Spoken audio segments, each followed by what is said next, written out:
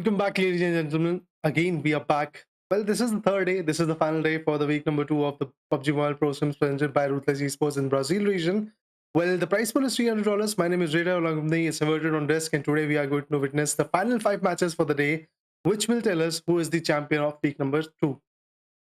Well, exactly. We'll have to look into the matches. Like the expectations and the stake is quite higher compared to the last 2 days, because today is going to be the last and final judgment day for the week 2. And well, whoever the wins gets the prize pool distribution of $300. That's a big amount as well at the same point of time. So definitely the players would be pushing their limits to the boundaries and over the boundaries. Like the teams which were just going up to 100% will now be pushing up to 110 120%.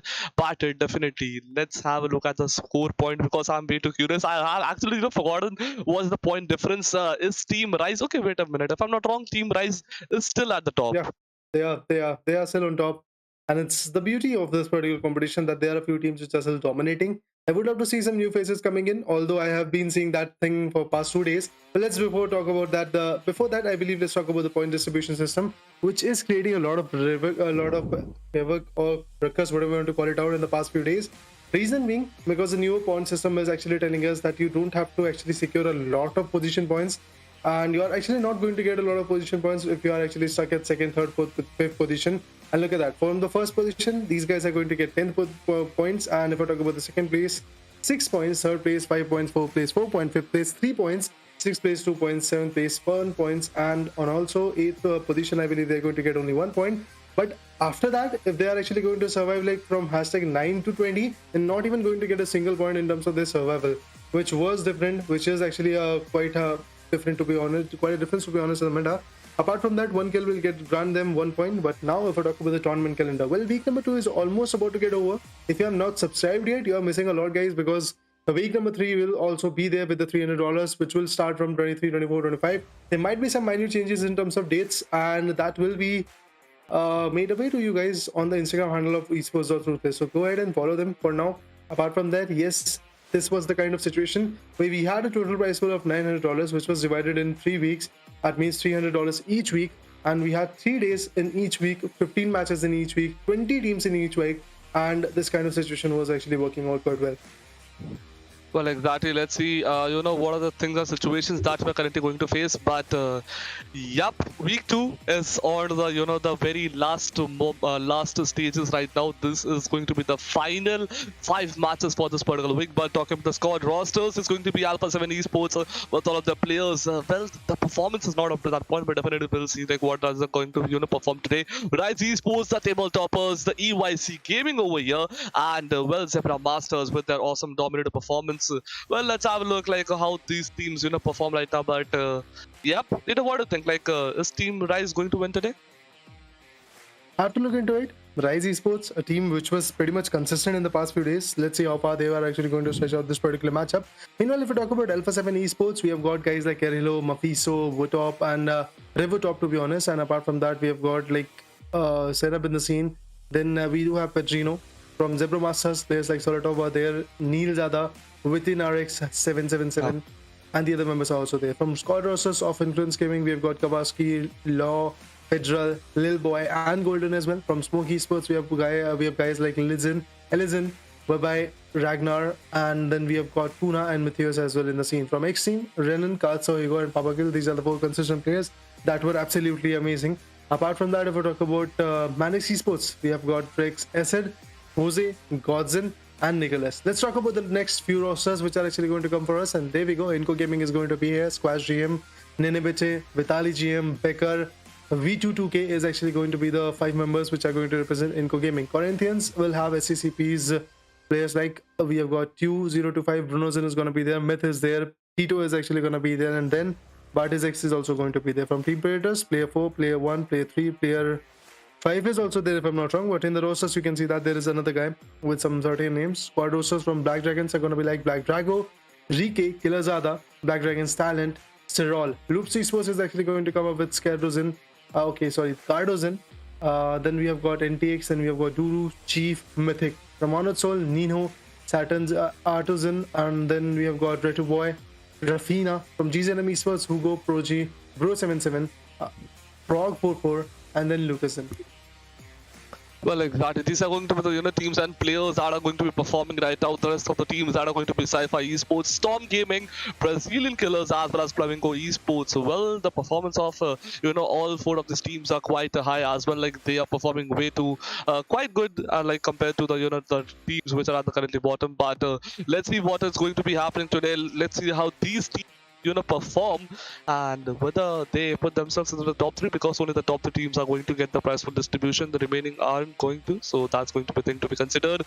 But MVP ranking, that is week 2 post match 10. On first is going to be Rise News with 20 eliminations, 3,712 is the damage amount. Talking about second is going to be Federal with 17 eliminations, 3,274 damage. On third is going to be Souls Ninho, 9999 with 12 eliminations, but a hefty amount of damage. That is going to be 3,249.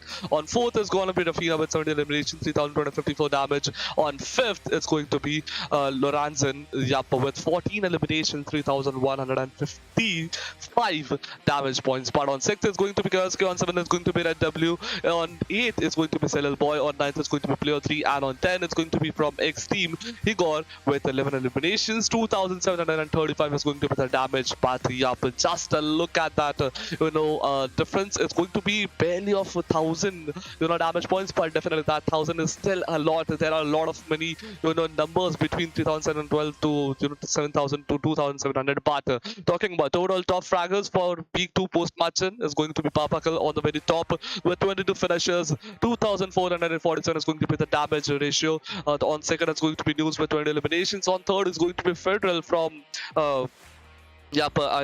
Yup, exactly, with 17 eliminations. On fourth is going to be Souls Rafina with 17 eliminations. And on, fifth position is going to be Kurski with 15 eliminations. Well, 2 players from CHEMIN, 1 from Rise, then 1 from Souls and Honored Souls, and 1 is from XTEAM. But overall ranking, Raider, please take us through it.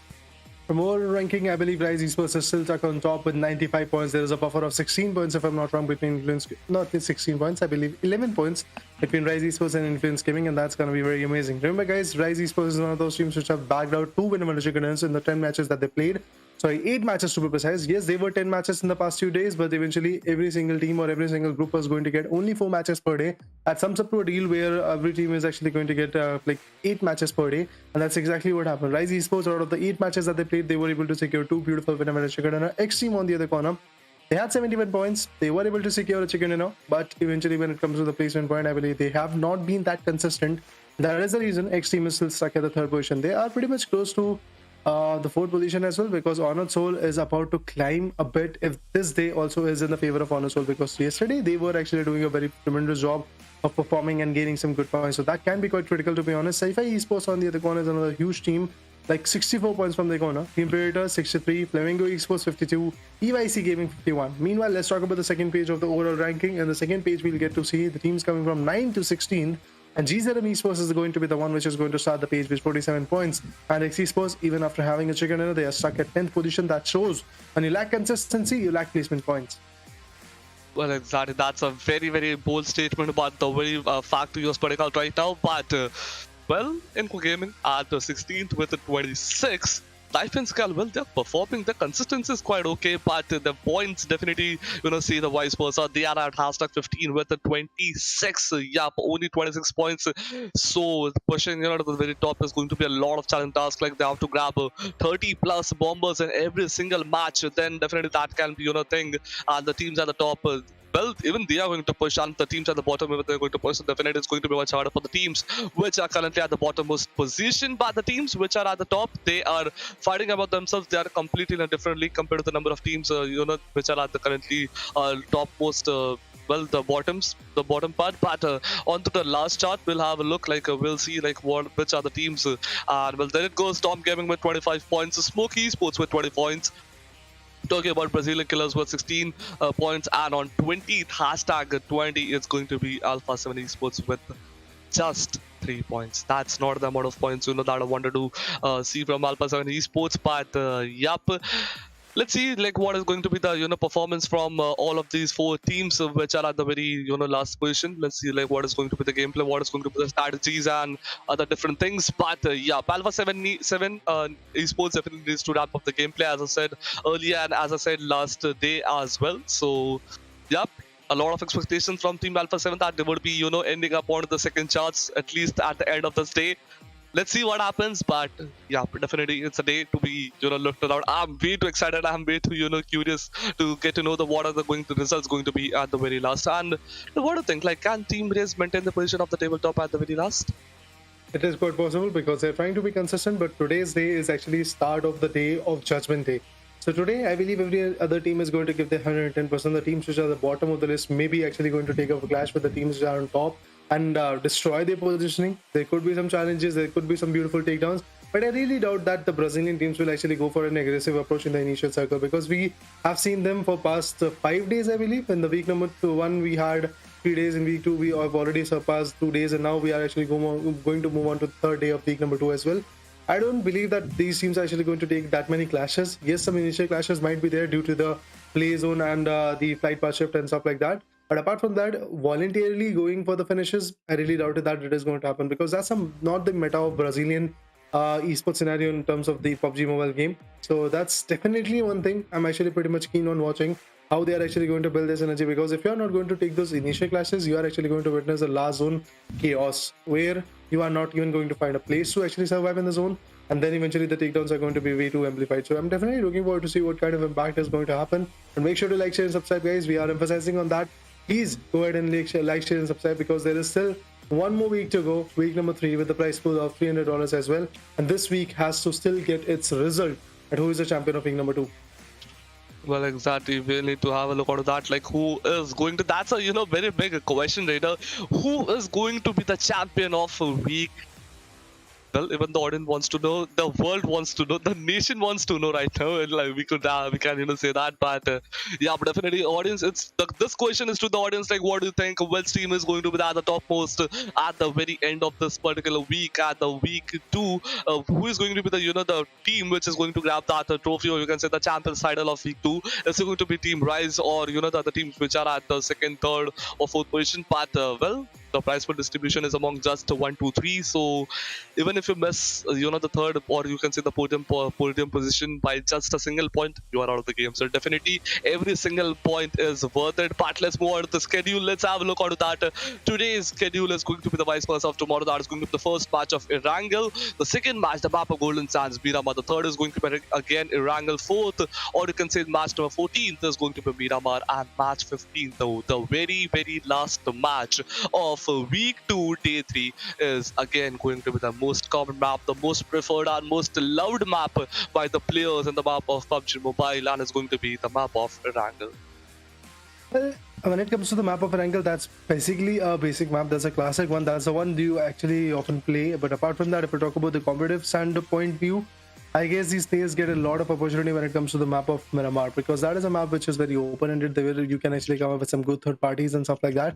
But it really depends on the players. It is a subjective choice, not an objective one, where you can just objectify a single map and say that this is the one which is actually going to be the most favorite one. It is not going to happen in that way, because the players, the IGLs, or the team's meta depends on a lot of things, not just the kind of, let's say, sentiments and the kind of opportunity that they get in the game. But remember, guys, this is the PUBG Mobile Pro Scrims, the Brazilian region, presented by Ruthless Hype Esports. Coming up next is going to be the map of ERANGEL, week number 2, match number 11. In just 20 seconds, we'll get to see where the flight path is, how the flight path is going to take that huge shift, and what kind of delegations these guys are actually going to bring to the table. Because obviously, in order to survive, they have to maintain that kind of calm, peace, strategic point of view. Otherwise, their survival can be impacted. Otherwise, they can be finished off, and that's not something team wants to go with. But yeah, there we go. The first ever countdown for this day particularly is going to come in, and just like that, the flight path is going to be here. The co-pilots are rare and inverted for you guys. And eventually, if we talk about the flight path, yes, it is starting from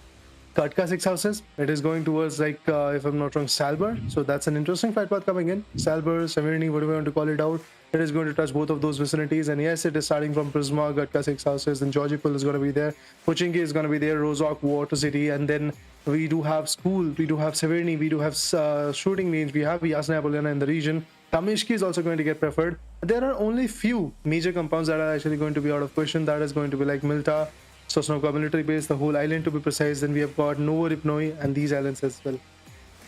Well, exactly, and well, let's see like whether the teams and players opting for the drop locations, which is going to be the preferred areas for looting during the very early stages, and yep, it's going to be a big mystery right now because the circle is definitely favoring the western parts, the northern and the the central medium western parts much compared to the eastern regions and the southernmost regions of the map that is going to the map the island of military base. So yep, and I still guess Team Predators might be the team which can go, but more than Team Predators, I think it's going to be XTEAM, which are way too closer to the bridge connecting the main island to the military base island. So definitely they can be the team opting to get into vehicle and jump directly to that island path. Yup, there it goes. The players are almost jumped out of their prior preferred, or you can say the prior drop locations, and the initial clashes are also going to be thing to be considering upon. And well, the most elimination and most knockouts are going to be right out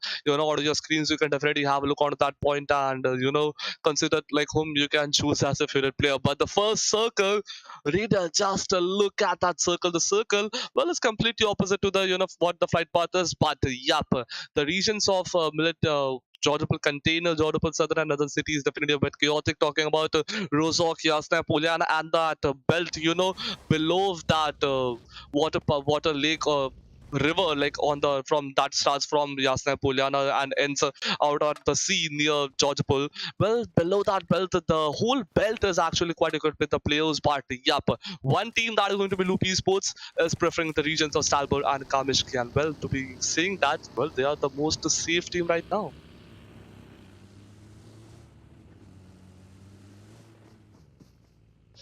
Okay, yep. Now talking about the team Honored Souls. Well, they wait a minute. Am I the only one like having look? Yep, exactly.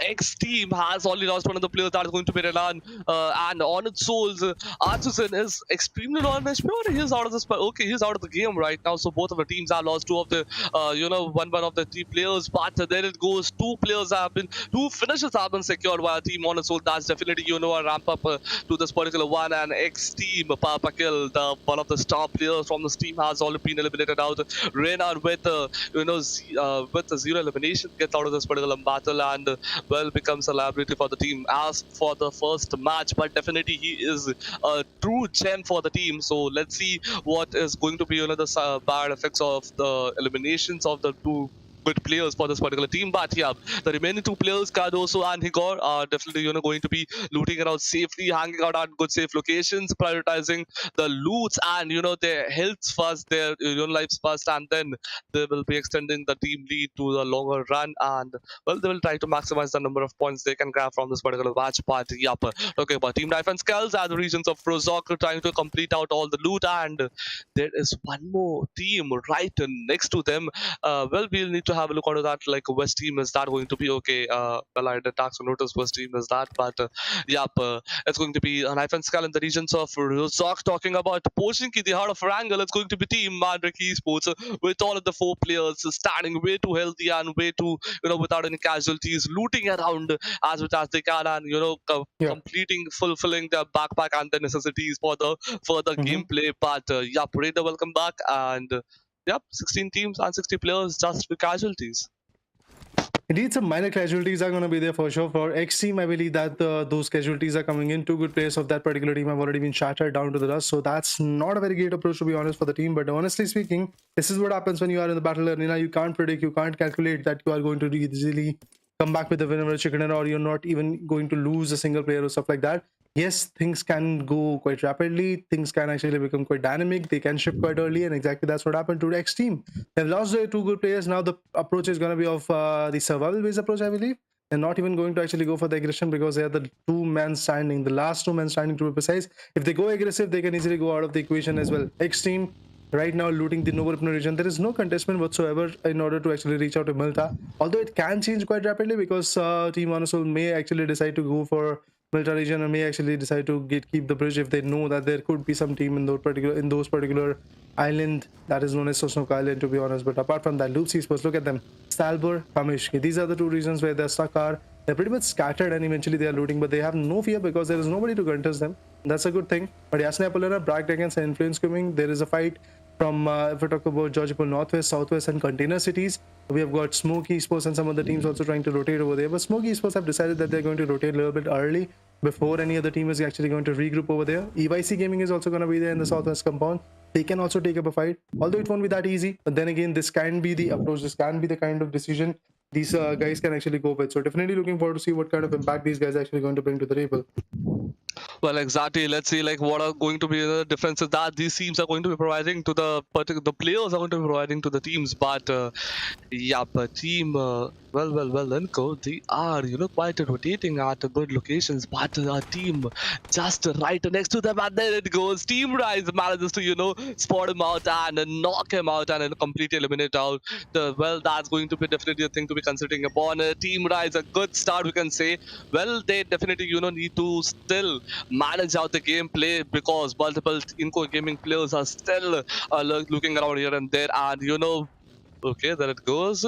Vitali GM. Well, he is just actually holding on his location right over the buggy path. If he gets spotted and if he gets tagged out, that's going to be a bit of troublesome. So as soon as he thought that like he's not in a good position, he just jumped back. And Team Rise, I guess they are just safing around the vehicles. They know that the importance of every single vehicle. So yep, but that's not a safe place to place a vehicle, I'm assume.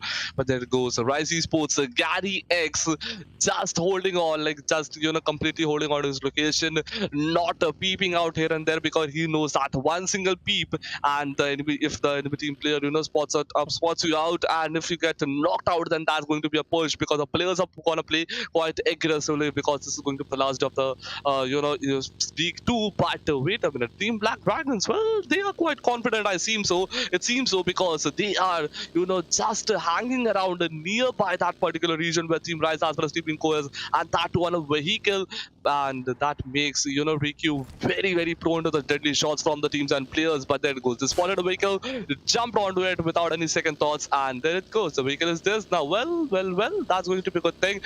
Getting as many vehicles like as you can see into your territory is going to be definitely a good thing. And well, they've already acquired the rights to the vehicle, so I am assuming that the team now can jump onto it.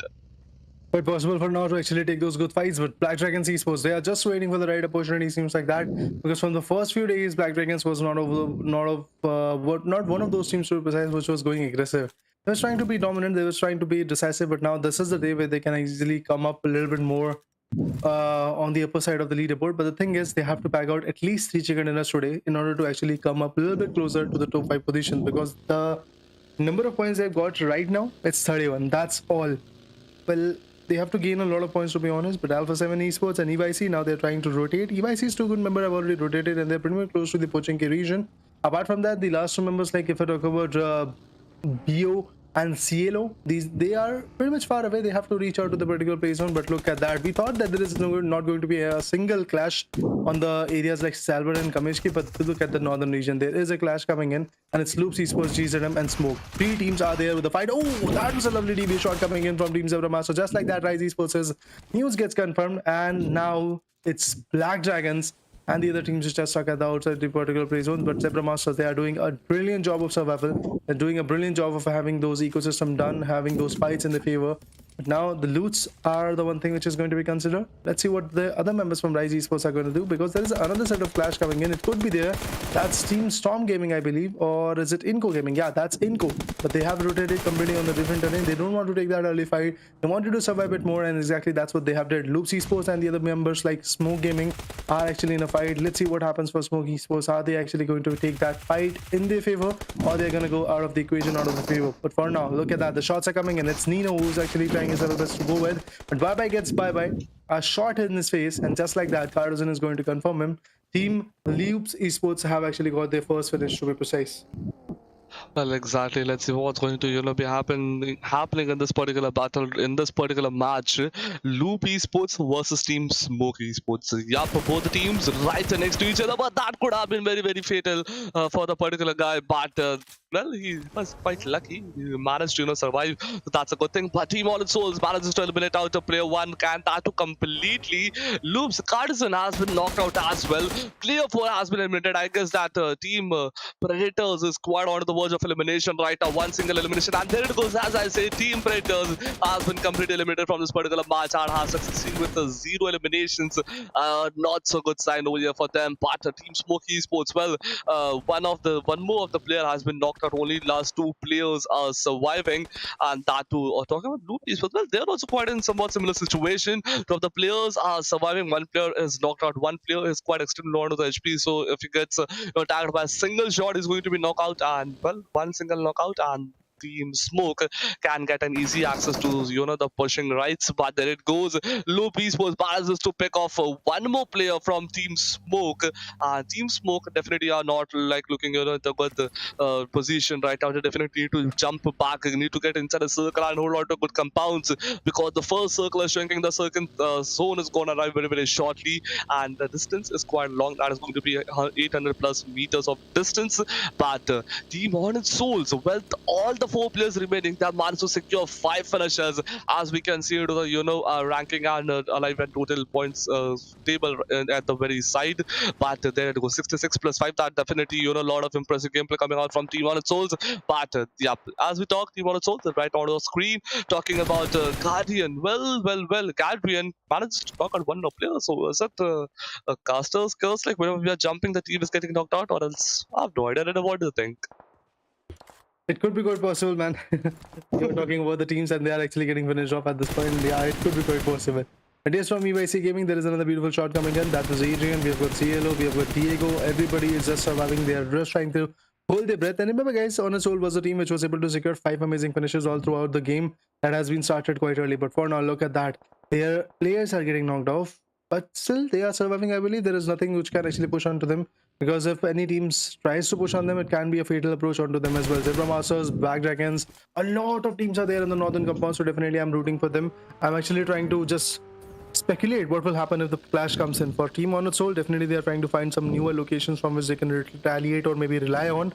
But apart from that, look at that. This third place zone is looking way too awesome. The Potato Hill is actually in the consideration. There are some teams which are trying to rotate and find those angles. Black Dragon is already there. Zebra Master is going to push onto them. But Souls, or should I say Honored Souls, are pretty much already ready to take another beautiful rotation. On the other corner, Corinthians, the SCCPs, they are also surviving. Black Dragons, they are also trying to rotate, and EYC Gaming are also trying to hold the same compound where I believe the other team was already there. So this could be a clash-like situation coming in, but Diego and his teammates have decided that they're actually going to go a little bit further to the edges and maybe survive over there. But MANDRAKES Esports having the Sugar House in their favor, it can actually impact quite a bit onto their faces. But apart from that, Rise Esports, after losing one good player, they have gained one finish.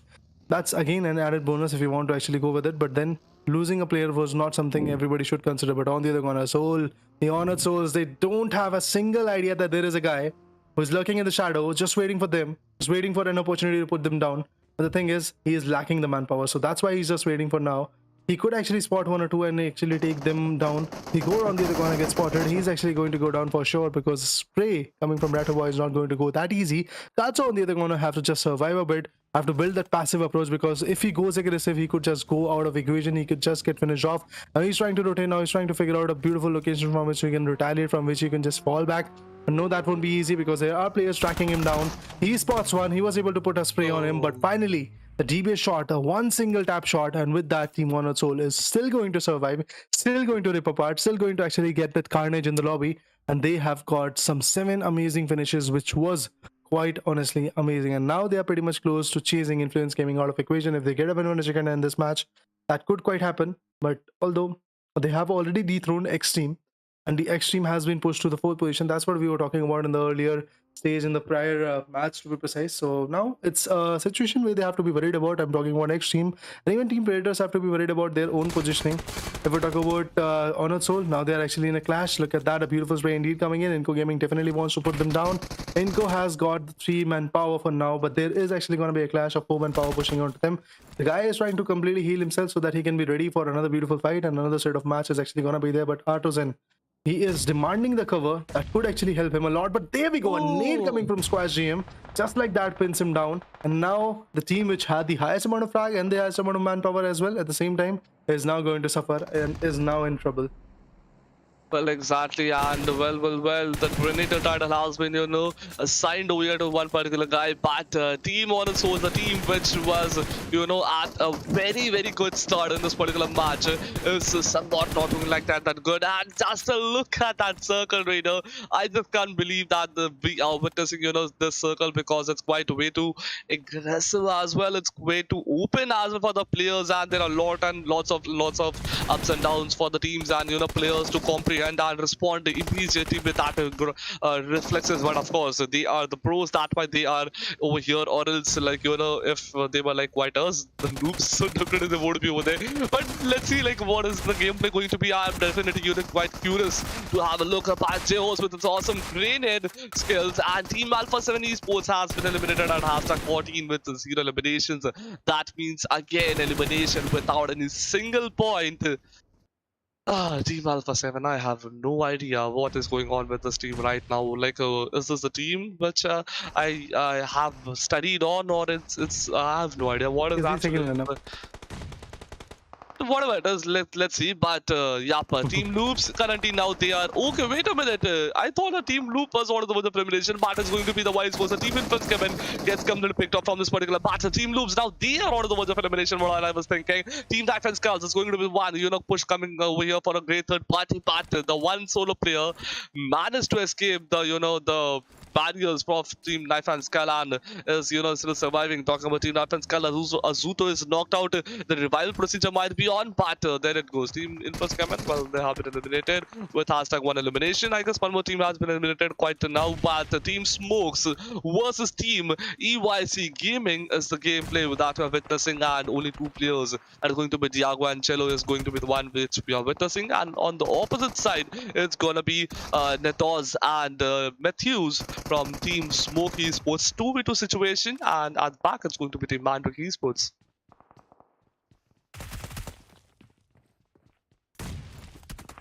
Okay, talking about that, Smoky Esports now, Matthews also has been knocked out, picked off, and well, the elimination of him is quite on to the point, and yep, there it goes, he has been eliminated, but one solo player from Team Smoke, Netos is going to be the one solo player. Cello, meanwhile, just, coming up with a good grenade, trying to, pick him off, so bad, jumps down, spots him out, and it's going to be Team Smoky Esports, which is going to be picked off at hashtag 12 with just a single elimination. Last 11 teams and 34 players are surviving in this particular match right now. The zone is shrinking, the circle is shrinking, the players are are quite unable to put themselves at a good location right now. But yeah, definitely it's going to be way too aggressive, way too beautiful match as well to witness among. Let's see what happens. Which team is going to be the one which is going to grab the title of whatever it's going to in this particular one? Which team is going to get eliminated on the second, and which is going to be coming up and being happy with the third position? But yeah, Team Honor Souls, they are still pushing. They are still way too quite aggressive with the 3 of the players remaining. 7 eliminations. Trying to eliminate out the Team GZM, but Team GZM knocks out one player from Team Honor Souls. So it's going to be a downfall for Team Honor Souls, or else it's going to be again a good comeback for them, because Team GSM, they are pushing, and they are pushing way too quite hard. 2 players at the front, 2 players at the back, and 1 player from Team Honor Souls is exactly out of the side, for gathering up some intel, and there it goes. A distance definitely favored Team Honor Souls. A good sign over here, and well, 1 more finish point into the pockets. So that's going to be an awesome gameplay domination. 3 eliminations from Neno, 4 times 9. So definitely that's an aggressive gameplay. But well, GZM player again coming up, not doing that. There's a player, is he AFK? I'm assuming that Prog is AFK, or else he wouldn't have been just standing still at that point when the opposite enemy team players were pushing. But yeah, Team Zebra Masters, not so good position, I guess. 2 of the players. Okay, 1 player has been knocked out, but Team SCP, definitely they are out of the verge of elimination. Prata, is that solo player surviving? What do you think? Can this survive for much longer duration, Raider, or else it's going to be the end? I really doubt it at this point that he's going to survive, because there is a numerous number of push that is going to come there, and that's it. Zebramaster was finally able to find him, and just like that, Zebramaster is having the 5 finishes and the 4-man power as well. That's going to be the beauty fight of this particular matchup, but we have to remember that the zone is shifting rapidly, and even Zebramaster is actually going to have a hard time. On its soul on the other corner. Oh, that was a deadly slam. What was that? He directly slammed into this particular area, and he was able to rip apart the enemy just like that. Team Honor Soul is still going to survive. What a beauty match it is. Honor Souls is having 10 amazing finishes with a single player loss. The other one is actually going to get revived. They still have the zone advantage. Backdragons on the other corner gets animated as well. There are a lot of players which are going to go down, but Rise Esports, look at that. They are not actually going to dish out their consistency. They are still having some good points in their favor. KS, Knife and Skull, we have got Syndra, we have got Morale in the scene, which are actually there. Oh, the prone shots are going to come in. This guy could actually easily destroy the hopes of Team Knife and Skull if he's going to spot them. One good spray and they can easily go down. He's trying his level best to actually go ahead and attach some good shots, but he was unable to do so, unable to actually acquire that kind of manpower, unable to acquire that kind of precision if we talk about the sprays. But Syndra has got the DBS in his hand, Morale has got the UMP45. There is actually going to be another set of spray coming in. Before that, Team MANDRAKES Esports have to figure out, in order to survive, they have to actually get those angles right, because there are a lot of teams which want to dominate onto them, and there we go. Oh. Another beautiful spray coming in.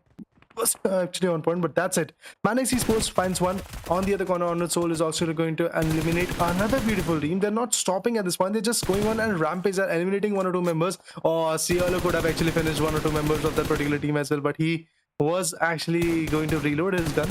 Still going to upon some good shots if it is possible. Syndra on the other corner is still coming in. Closure, a little bit more closure, and the revival could come in. But there are some shots. There are some decent shots coming from Zebramaster and other teams as well. They're trying to trade off MANDRAKES Esports. If it is possible, it would be absolutely amazing. Loops on the other corner is also surviving with a bare minimum HP, and there only 1 member is surviving over there. The top 7 teams are there with us, and it's MANDRAKES Esports which is still trying to fight back. Team Knife and Skull is not looking that decent, but there is Jose who's going to cook up a beautiful nade. Dark Jose comes up with the nade. Oh yeah, the nade was able to impact quite a bit from the right angle. I believe there are some shots coming in, so this is the moment. Oh yeah, Syndra gets finished off. That's amazing. Cielo is actually going to take that finish. Morale on the other corner is actually very low in his morale, because he's the last man standing of his team, not having the HPs, not having the utilities, to be honest.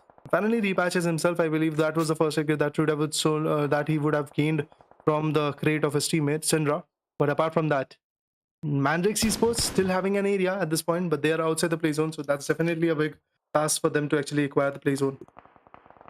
Well, team, well, I can say that the Honored Souls is going to be the one facing a lot of difficulties getting inside a circle. But there goes an awesome push from Team MANDRAKES Esports on the Team Rise Esports, and that's going to be, wait a second, within a fraction of seconds, Team MANDRAKES Esports manages to eliminate out the Team Rise Esports, and well, that's going to be the end over here at #6 for Team Mandrake, Team Rise Esports, but Team Loop Esports gets eliminated as well as #6 at well. I thought at okay, yeah, as #7 is going to be Team Rise Esports, and #6 is going to be Loop Esports. But top 5 team, 12 players, we are witnessing right now one team. Honored Souls, what is just happening with this team? The flow, the momentum, the aggressiveness, the passion, the dominative, performative gameplay this team is showing out is definitely on to next level. And with that 6 finishes, I guess he's the one wanting to be at the top of the MVP list and the top fragger list. But let's see what is going to be the situation and scenarios in this particular one. 2 of the players from Team Zebramaster comes for a push. Team EYC Gaming is now into a bit of a situation, or it's going to be Team Zebramaster. And well, there it goes. The answer is right before our eyes. Only 1 solo player, and well, not even that right now. Team Zebramaster has been eliminated by Team EYC Gaming, and Team EYC Gaming with 5 finishes. Well, they are still surviving. And if Team Honor Soul manages to get at least that 2nd position, well, of the team which I'm naming are getting completely eliminated. So I guess I'm the curse for the teams. I have no idea. And I'm so sorry for the teams right now. But yup, definitely Team Honored Souls gets eliminated at #4 with 12 or 13 finishes. Well, 12 or 13, like whatever the number is. But yeah, that's a massive amount of points extraction from a single match for that team. And definitely they would be jumping a lot of ranks in the overall points table. But yeah, last 3 teams, Team Knife and Skull, 1 solo player from that particular, and if that's going to be Morale over there, from Team EYC Gaming it's going to be 2. And well, I guess on day 1 it's Team EYC Gaming who grabbed the very first Erangel match, and in this match they can be the one grabbing the very first match after that is the same as Erangel.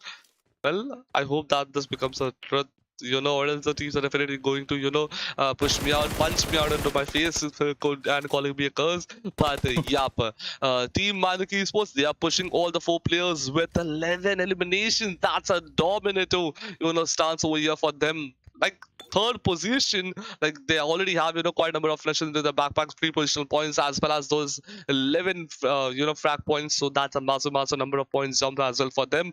But Right. yeah, I want to have a look at the gameplay of Mural and like what is going to be his next reaction. All he can do is just be silent, survive a bit, survive till the second position. I don't think so that the winner chicken is possible at this point, but yes. Now, if I've actually said that, I think things can change rapidly. But Morale is actually going to be outside the play zone. He's going to heal battle and eventually survive a bit more, or he can actually go down to the third position. It could be possible, but now he's trying to sneak up upon the zone. He could be spotted due to this because there is a very open-ended area, like the roads are there. Apart from that, that uncharted terrain is also going to be quite open. But there is a fight between EYC and the guys like MANDRAKES Esports are actually on a rampage after the eliminations of Team Honor Soul. This is the team which has secured the highest amount of frags for now. They could easily go for the winner chicken era, but let's see how far they will be able to contest because there are still 3 players in front of them, 2 teams specifically, one from Knife and Skull and 2 from Team EYC Gaming, the team which was able to start off with the chicken dinner in the particular week number 2, to be honest, if you guys remember. So obviously the competition is something which is going to be surreal, but in order to actually gain that kind of presence in the lobby, they have to be pretty much decisive of the fact they have to put some good nades. Morale on the other corner is also trying to sneak up upon the fight, and that is absolutely amazing. Jose on the other corner could be the one guy who can spot Morale. He can actually put him down, but Jose is pretty much keen on spotting the other members which are in front of him, and that are the members of EYC Gaming. So this can be quite effective, and even if Morale spots 1 or 2 members at this point, he should not actually come up with a spray. But there we go, a beautiful spray indeed coming out. Oh, that's a big mistake. That's a big mistake that Knife and Skull is actually going to make.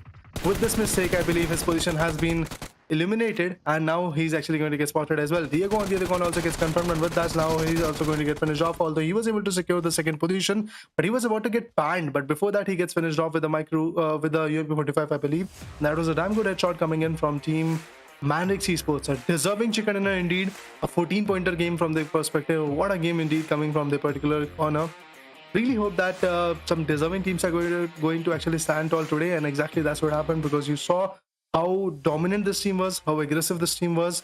No doubt in that there were only two teams which are quite aggressive in this particular matchup. But first of all, we are going to congratulate MANDRAKES Esports for backing out their beautiful winner Chickadana, and with that 24-pointer bumper and jump, to be precise, now they are actually going to get boosted to the 5th position in the leaderboard. That's an amazing stance to be created with. But yeah, there we go, guys. The winner Chickadana team is actually here of week number 2, day number 3, match number 1. The map was ERANGEL, where MANDRAKES Esports came out glorious. For the winner chicken dinner statistics, if I talk about Acid, he had 7 eliminations with the damage of 1171. He survived for 25 minutes 20 seconds, 3 assists for there. His kill contribution for the team was 50%. That's huge. He was the aggressive player for the team. Jose on the other corner, the flanker, the supporter, the scouter, whatever you want to call him, was also able to dish out 4 amazing eliminations with 446 damage. That's absolutely amazing. They were able to have a lot of statistics, to be precise, and eventually these things were quite helpful when it comes to the meta, when it comes to the formation, when it comes to the finishes of these guys. And if we talk about Godzin, he was also able to secure 3 finishes, and I believe the last man standing from the particular team was not able to support a lot to the team because he went out a little bit early. But yes, 3 members of the team MANDRAKES Esports completely changed the pace of the game, were able to eliminate teams like Honor Soul as well, because that was the biggest contender in this particular matchup. If you saw their aggression, they were about to secure their winner chicken, but it was not easy. Let's talk about the teams to watch. Let's talk about those 4 amazing teams which are on top and which were able to dish out a lot of damage. Look at that. We have got, first of all, MANDRAKES Esports with a total rotation of 6,277 meters, 27 nades being used, 31 smokes being used, 1 airdrop also looted. From the other corner, there is Honor Soul, which have created a rotation of approximately 7,000 meters, 3 nades, 23 smokes from the corner, 1 airdrop also looted. I believe there were 3 teams which had the airdrop advantage, and that was EYC Gaming as well, including the first 2 which I talked about. Travel distance for EYC Gaming was pretty much close to 6,500 meters, 13 nades, 19 smokes, and 1 airdrop, as I said. But Loops Esports, 9,000 meter of a distance that they travel from, if I'm not wrong, Kamishki, Stalver, towards the areas where the zone were. So that was a huge rotation indeed. But apart from that, if we talk about the nades usage, it was 12 nades and 11 smokes, to be precise. Well, exactly. Well, that are going to be the teams to watch for this particular match. But talking about MVP, well, it's going to be from MANDRAKES Esports, and that is going to be assets with 7 eliminations. 1,171 is going to be the damage. 18 throwables utilized by this single solo player and 3 assists. So that's definitely a lot of assists for the team and players, as well as for a great support for his team, as he has grabbed and managed to secure 7 eliminations from a single match for the team. And definitely that's a lot of numbers, but yeah, awesome gameplay definitely from this player, like, had a huge supporting role over there. But talking about the match ranking, it's going to be Team MANDRAKES at the top with 14 elimination points, 14 points, and 10 for the placement point. That's going to be total 24 points. Talking about Team Honor Souls with 12. Well, I thought Team Honor Souls was the only team, with the maximum number of eliminations, but no, Team MANDRAKES broke out their limit and went to 14. Talking about EYC Gaming, well, there are other hashtags with 10 total points. On 4 is going to be Lupis with 9. Hashtag 5 is going to be Zero Masters with 8 total points. Life at Scal with 7. Esports with 4, GZM with 2, Black Dragons with 2, as well as INCO Gaming with 2, as well as CHEMIN, Smoke Esports, Corinthians with all the teams with 1 point respectively, and the rest of the teams, Team Predators, XTEAM, Alpha 7 with 0 points respectively into the pockets from this particular batch. And well, that's definitely a bit of sad thing, but bad summary. Well, the highest elimination goes to Acids as well for 7 eliminations, as we have already seen that. Talking about highest damage is going to be again Acid with 1,171 damage, and talking about highest assist is going to be from MANDRAKES Esports again. That is going to be from Nicholas with 5 highest assist. From now talking about highest healing done, well, it's okay. It's from a different team, a different player. From Loop, it's going to be Dudu with 446, but highest knocks, that's not going to be a question to be considering upon. It's going to be nothing from MANDRAKES Esports Acid with 6 knocks. Game to be precise from these guys, but eventually let's talk about the match stats. First of all, they about 55 eliminations total in this particular game. Total healing was close to 6,000 marker. 52 knockouts, 254 throwables were used, 3 airdrops were looted, 7 headshots, 14 rescues. And Black Dragons, Rike was the guy which was able to have the longest elimination distance in this particular matchup, and that was of 338 meters. And this is what the stats are telling us, guys. Now let's move on to the overall statistics, where we can check the overall ranking, and we'll get to know which is the team which is still on top. I believe it's going to be Rise Esports for sure. 99 points, that's amazing. Pretty close to the 100-point marker, but still surviving. Still there is a buffer of, I believe, 1 point. Looking forward to see how they're going to compensate with it in the near future. Apart from that, if we talk about Influence Gaming, they had 85 points. And this is a great jump coming from Honored Souls corner as well. With 82 pointer in their favor, they can easily push down teams like Influence Gaming. XTEAM, 71 points. Mandrakes, if I talk about them, what they have is just 70 points in their favor. And finally jumping to the first page and finally securing these kinds of points was able to bump them to the 5th position. They can easily go for the even first position, I believe, at this point, if they get another beautiful chicken dinner, if it is possible. Apart from that, Team Predators 63 points, EYC Gaming 61. Let's move on to the second page, where we'll get to know the teams having these standings from hashtag 9 to 16. We have got Flamingo Esports 52, GZM 49, Dupes Esports 43, Corinthians 41, Zebra 38 points, Knife and Skull with 33, Black Dragons with 33, INCO Gaming with 28. Moving up ahead, let's talk about the last page, where we'll get to see the bottom 4 teams, and it is going to start with Storm Gaming's performance with 25 points. And Smoke Esports, after playing 9 matches, they've got only 21 points. That's an average which is really very not good.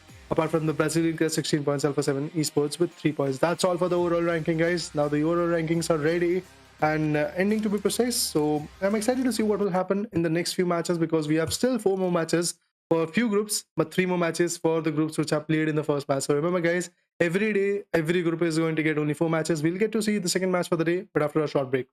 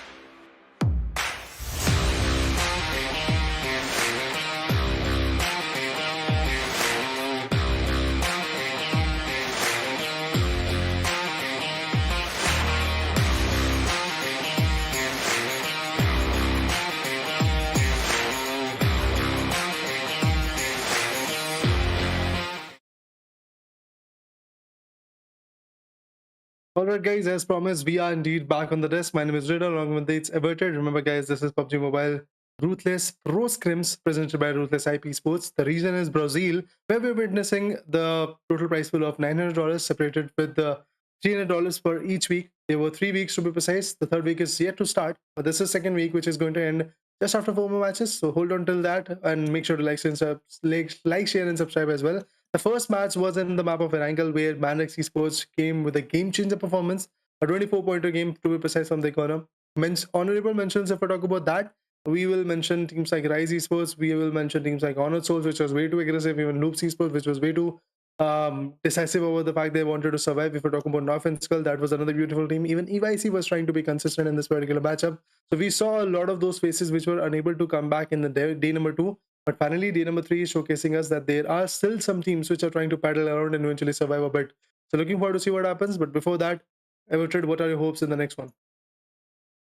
Well, I'm not in a disaster situation to say about anything because the gameplay the teams are performing is way beyond my expectations. I didn't anywhere expected, the teams to, play this well, especially Mandrake, on its souls. Like, I was not even, talking about like starting off with the day I started with, Rise Esports, the table toppers. I thought that would be the team, grabbing maximum points because they were quite close to the next team. But Mandrake Esports said, we are present, sir. Don't worry about us. Like, we'll be, we will not to say anything, but we'll be performing today. And Team Honor Souls were like, okay, same here. And they actually, the level of eliminations they portrayed out, that was way too impressive. Well, now I'm a fan of both the teams, So, yep, Manic Esports team, but I forgot. Yeah, Team Honor Souls. Like, if if you want, I can be your number 1 fan. So if any recruitments are open, I'm there for you guys. But yeah, Why does a fan need a spot in their team? Well, just for anything. Like, I'm a good caster. I'm a good predictor. So all my predictions are right. So definitely, I can be a blessing for the team. I You're can be the also a luck good curse factor. to the team, na? Your Well, curse I'm is not a working out curse to quite them. well. I'm a curse to other teams. Okay. Well, when I said Team No, Magic that's good. Esports then got eliminated, well, the other teams got eliminated. So definitely Team Magic Esports have a lucky charm to you. But yeah, all the jokes apart, definitely it's going to be a fun match to be, witnessing. That's going to be the map of Miramar, the map of Golden Sand, the desert map, or you can say the map of Ridges, which can cause the troubles to the pros.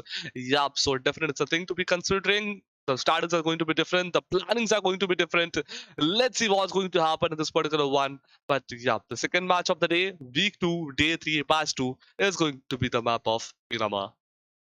Quite an exciting match is upon us. Let's talk about the schedule first of all. We will get to see the map schedule very soon, which will tell us what kind of impact is there, what kind of decisiveness teams have to actually come up with. But as I said, the map of Miramar, it is actually going to be a very interesting map because out of the 15 matches that these guys are actually going to play every week, there are 8 matches of ERANGEL, only 7 matches for Miramar. Although I believe as a caster, as an esports enthusiast, that Miramar is a very opportunistic map where if you are actually able to survive, you can easily bag out a lot of points. But let's talk about the schedule as we were talking about them previously. Let's see what the schedule is telling us. Before that, a quick recap to you.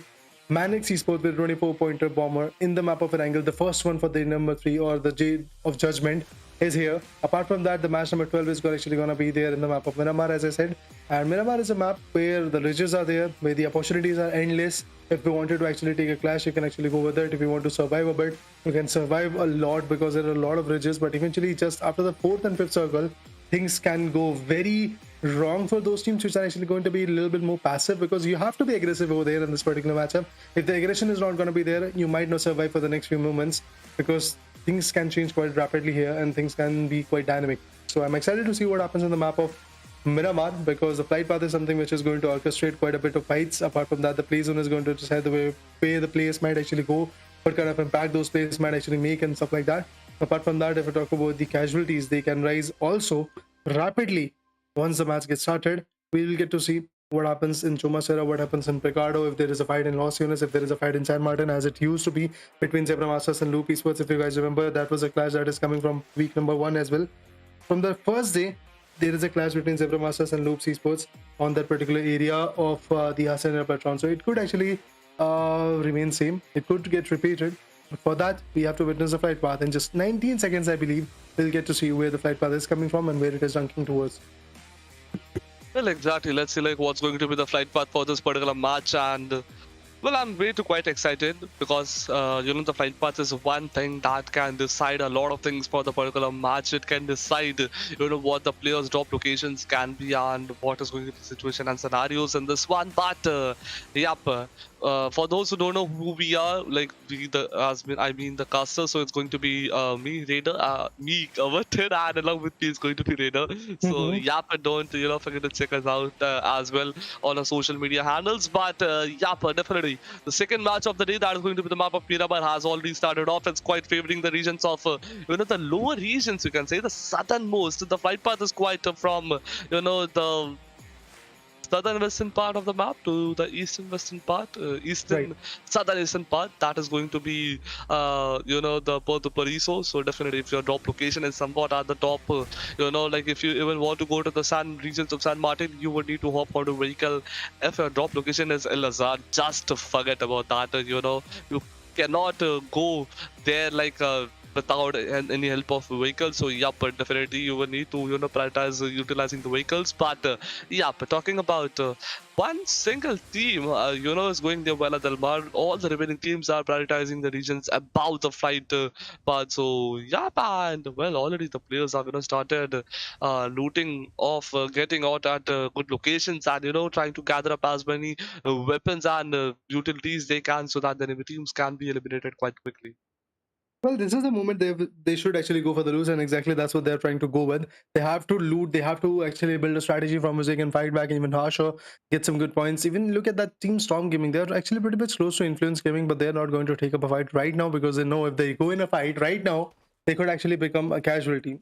This is a moment where you have to make or break a decision. So yeah, it would be absolutely amazing to see what kind of impact is going to be there. Apart from that, Storm Gaming, Influence Gaming, pretty much close to each other, and we saw Alpha 7 Esports. Yes, INCO's Nineveh finds one with the S686, and that Storm smokes Nitos, who has been finished off. Well, as you guys know, it's not a great gun to be precise, but eventually one shot can be fatal. Exactly that's what happened, but the initial clash is still going to be there. INCO's V2 is actually going to come up to actually a revival. Smokes Bubba is actually going to get knocked out. There is another guy who's actually trying to push forward. The gun is not that accurate, to be honest. He's got the P18C, but finally gets knocked out once again. Two good members from Team Smoke Esports are actually about to get finished off, but before that, INCO's Rampage is going to come in. There is a S12K shot that would actually come in. Oh, that was S6 if I'm not wrong, but that is absolutely amazing. What a spray from Matthews's corner. What a change of pace from his corner, to be honest. Now the revival is something which is going to come in. Apart from that, another beautiful 1v1. INCO is still finding some players. He's going to finish off completely the job that was started from his corner. But apart from that, the way INCO is also losing their players is not at all looking good, because Team Patriots is also coming up in the close vicinity. They could actually come up with a fight. Vitali is the last man standing of his team. He's trying to completely survive a bit. But if we talk about Squash GM, he has a lot of responsibilities on his shoulder. First of all, he has to survive. Second of all, if it is possible, he has to revive his teammate. If it is possible, guys, that's a big if. But yes, at this point, all we can see, all we can witness is just a weight coming from Vitali's corner. But Vitali did a huge mistake of rotating in that open vicinity, and he has repaid with his life for now. Apart from that, if I talk about the rotations of INCO, I don't know what they're going to do right now. But remember, guys, this is a match number 12 of Miramar. Group A, B, C, and E are fighting for now. Group D is actually going to take a rest in this particular matchup. And I believe with this rest, they can easily build some new strategies, because the last three matches are definitely going to be there in their hands. They have to play last three matches. And apart from that, there's this play. Oh, Flamingo Esports is now getting compromised by XTEAM. That's amazing to see. I think XTEAM is now pretty much adamant on the fact that they have to reach out to the position of #3, because that was snatched from the corner by Honored Souls. So in order to reach up to that position, they have to gain as many as finishes as possible. And Pubg is the guy, one of those guys to be precise, who is very aggressive, who is very good in his 1v1s. So I really believe that this team can actually do the charm if Pubg and his teammates are going to survive. Like specifically if we talk about Pubg and Renan, because Renan is another beautiful guy who has the ability to use the shots, or should I say use the precision, or should I say use the sniper rifles in this particular game quite well. Because yesterday you also saw a lot of knockouts coming from by this particular guy. So I definitely hope that he's actually going to come up with some good shots once again if he gets the Kar 98 or or M24, whatever he's going to get. Although Win 94 is a gun, is a utility, is a sniper rifle type of gun, which you don't want to lose in this particular kind of circle. So yeah, it's going to be important for them to choose the right weapon. SCCP on the other corner, or should I say the Corinthians are also looting. Rise Esports also trying to rotate. This is the match where they can easily come up with a century. a beautiful triple-digit pointer in their favor. If it is possible for them, if they go and get eliminated quite early, then things won't be that fruitful. But I really believe that Rise Esports is actually going to get at least 1 point, because this is a team which loves to be passive, which loves to be a little bit more on the southern sides of the zone, or on those sides where nobody is actually going to be there. For fast sides rotating with the bike, it's not a great choice, to be honest, if I talk about the rotations. Then if you are able to control the bike, you can easily rotate down the ridges, up the ridges, and it's a fast vehicle as well. But if you are in a fight, definitely don't go with the bike, because you can be traced down quite easily. Well, exactly. Let's see what's going to be happening in this particular one part. 16 teams and 55 players. That's a still big number, Reader. And well, the players are still, I don't think so. Like that too into the fights right now. They are, still somewhat, the priority is going to be the loot compared to the, fight and the eliminations, because they still know that at some point the loot is, much more important than the initial fights. Because if you don't have the proper amount of loot, definitely you are not going to, survive into that fight part. There it goes, a car hunting it, and nope. I guess Azuto is not, like interested in the long range fight. He is quite worried about the close combat ones, or else he's going to be the assaulter, or the entry fragger for his particular team. But yeah, but well, model with the M416, and okay, that's M16 and Scarl, not M416, but yeah, but definitely the rotations are on. The team is gathering up. So is this going to be a sign that the team is going to rotate from one location to another, or is not part of the X team? Well, they are looting as well. All the 4 players. Papa Kill has managed to grab one single point and elimination for the team. And which team is going to be the one? And I'm assuming. Oh, wait a minute! I just noticed that INCO Gaming has lost multiple of the players, only one solo player remaining, but they have managed to secure 2 points, so that's going to be a good thing over there for them as well. But not so good. They will need to be super cautious right now. But yeah, but Storm Gaming, well, we'll have a look at them as well.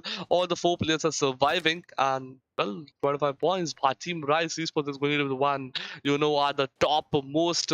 And yep, X team at third with 72 points of total, 1 point in this particular one, and 71 from the last match. But yep, audience, only last 4 matches, including this one, is left for the week 2. Which team is going to be one at the top most? Which team is going to grab the second position title, and which team is going to be at the third? Which teams are going to be in the podium positions is going to be a big question. So let's see how good are you at the prediction. So make sure to comment in the comment section and keep cheering up your team. Do not forget to spam out your team, your favorite teams and the players. But yup, one solo player from Team INCO, and he's somewhat surviving. There it goes, coming up with grenades and trying Oh. to knock out the players. But that was way too close for Smoke Esports. 2 players, 2-1 situation. What do you think, Raider? Will Team INCO Gaming survive, or else it's going to be an easy win over here for Team Smoke? For Smoke, it's a difficult fight. But for Inco Gaming, it's even difficult because the manpower is not there. So I would actually go for Team Smoke Esports, and they are going to survive, and eventually Inco is going to get shut down. I really believe that at this point, because the manpower is actually going to be one big factor that can result quite a bit. But Squash is a guy who can change the perspectives of us. But yeah, I would still actually be pretty much adamant that manpower will win over the strategies for now. Yeah, Inco Gaming could actually go down, and Smoke on the other one. It's a 1v2 type of situation. Although if Smoke is going to get choked off by some nades or some beautiful initial picks, that can create a lot of impact. But some shots are coming in. Baba is definitely trying to be pretty much predictive about the shots. He's trying his level best to actually go for the nook and corners from where the fights could come in. On the other corner, we have seen Team Predators play a fight for a very long period, but he's just surviving on the edges. He's not even actually doing a small rotation at this point. He's just waiting on the edges. He's just trying to wave around, trying to survive, trying to actually pick up the fragments of whatever the fight is going to happen in this particular area. But Winco is cooking up a nade. They're trying to create that opening. It could be quite possible, bro. At the last moment, he cancelled. Another nade cooked is actually going to be there, but now I believe the audio cues are actually going to be there. But there is a knockout coming from Influence Gaming. That's going to be a Dadin who was able to take one down from Rise Esports. That's a sad approach coming from Rise Esports. This is a match Rise Esports should not go down. But seems like that Influence Gaming is pretty much adamant on having that second position and going for the second one or for the first one, because Rise Esports, if they get completely shut down right now, right here, Influence Gaming could actually back out some good points altogether from the matchup and eventually secure that beautiful first position in their favor. If it is possible, they are definitely going to go for it. Well, exactly. Let's see what's going to be the result of this particular one. Is it going to be Team Rise, getting out safely, or else opposite team? But Smoky Sports trying to eliminate out the player, and there it goes. Team INCO Gaming, well, has been eliminated at hashtag, 16th position with 2 eliminations. So that's going to be a, not so good sign over for them. But definitely Team Rise has spotted one player from a Team Influence, Kevin, our team, and well, Karowski now was into a, better situation. But wait a minute, that was a clear-cut easy shot. But Team Rise Esports, managed somewhat, didn't manage to, knock that player. But yeah, Silver still knocked out. Team Rise has lost 2 of the players. The 3rd player has been knocked out. Mufasa is that solo player surviving. Team Rise Esports gets eliminated at hashtag 15 with 0 points. I didn't expect that. I didn't expect And I'm that. happy. What is happening to Team Rise Esports on day 3? Team Rise Esports, what is actually happening with you guys? Till yesterday, you were the team which were completely untouchable, and today it's the vice versa. You are the team which is being eliminated at the top. At the very first phase of the match. This is not the Rise that I was expecting to win. This is not the Rise that I have watched for the past 2 days. So come up with some good strategies, win the battles, and show me that yup, we are the same Rise that we were yesterday. I'm expecting a lot from you. My expectations are quite higher, but Trader, what do you think? What has happened to Team Rise that the performance has dipped down from yesterday? See, first of all, I'm pretty much happy to see this is happening. That the teams which are on top are now actually getting squared, getting finished off. I'm quite happy about that particular fact that they are actually getting taken down. I was quite excited to see this kind of situation coming up in the near future. But yes, now we are getting it. But apart from that, the changes are like those angles from which they are unable to fight back. Changes are those secure fights that they are unable to actually predict for now. For Team Predators, having the 3-man power, definitely a difficult task for them to survive for now.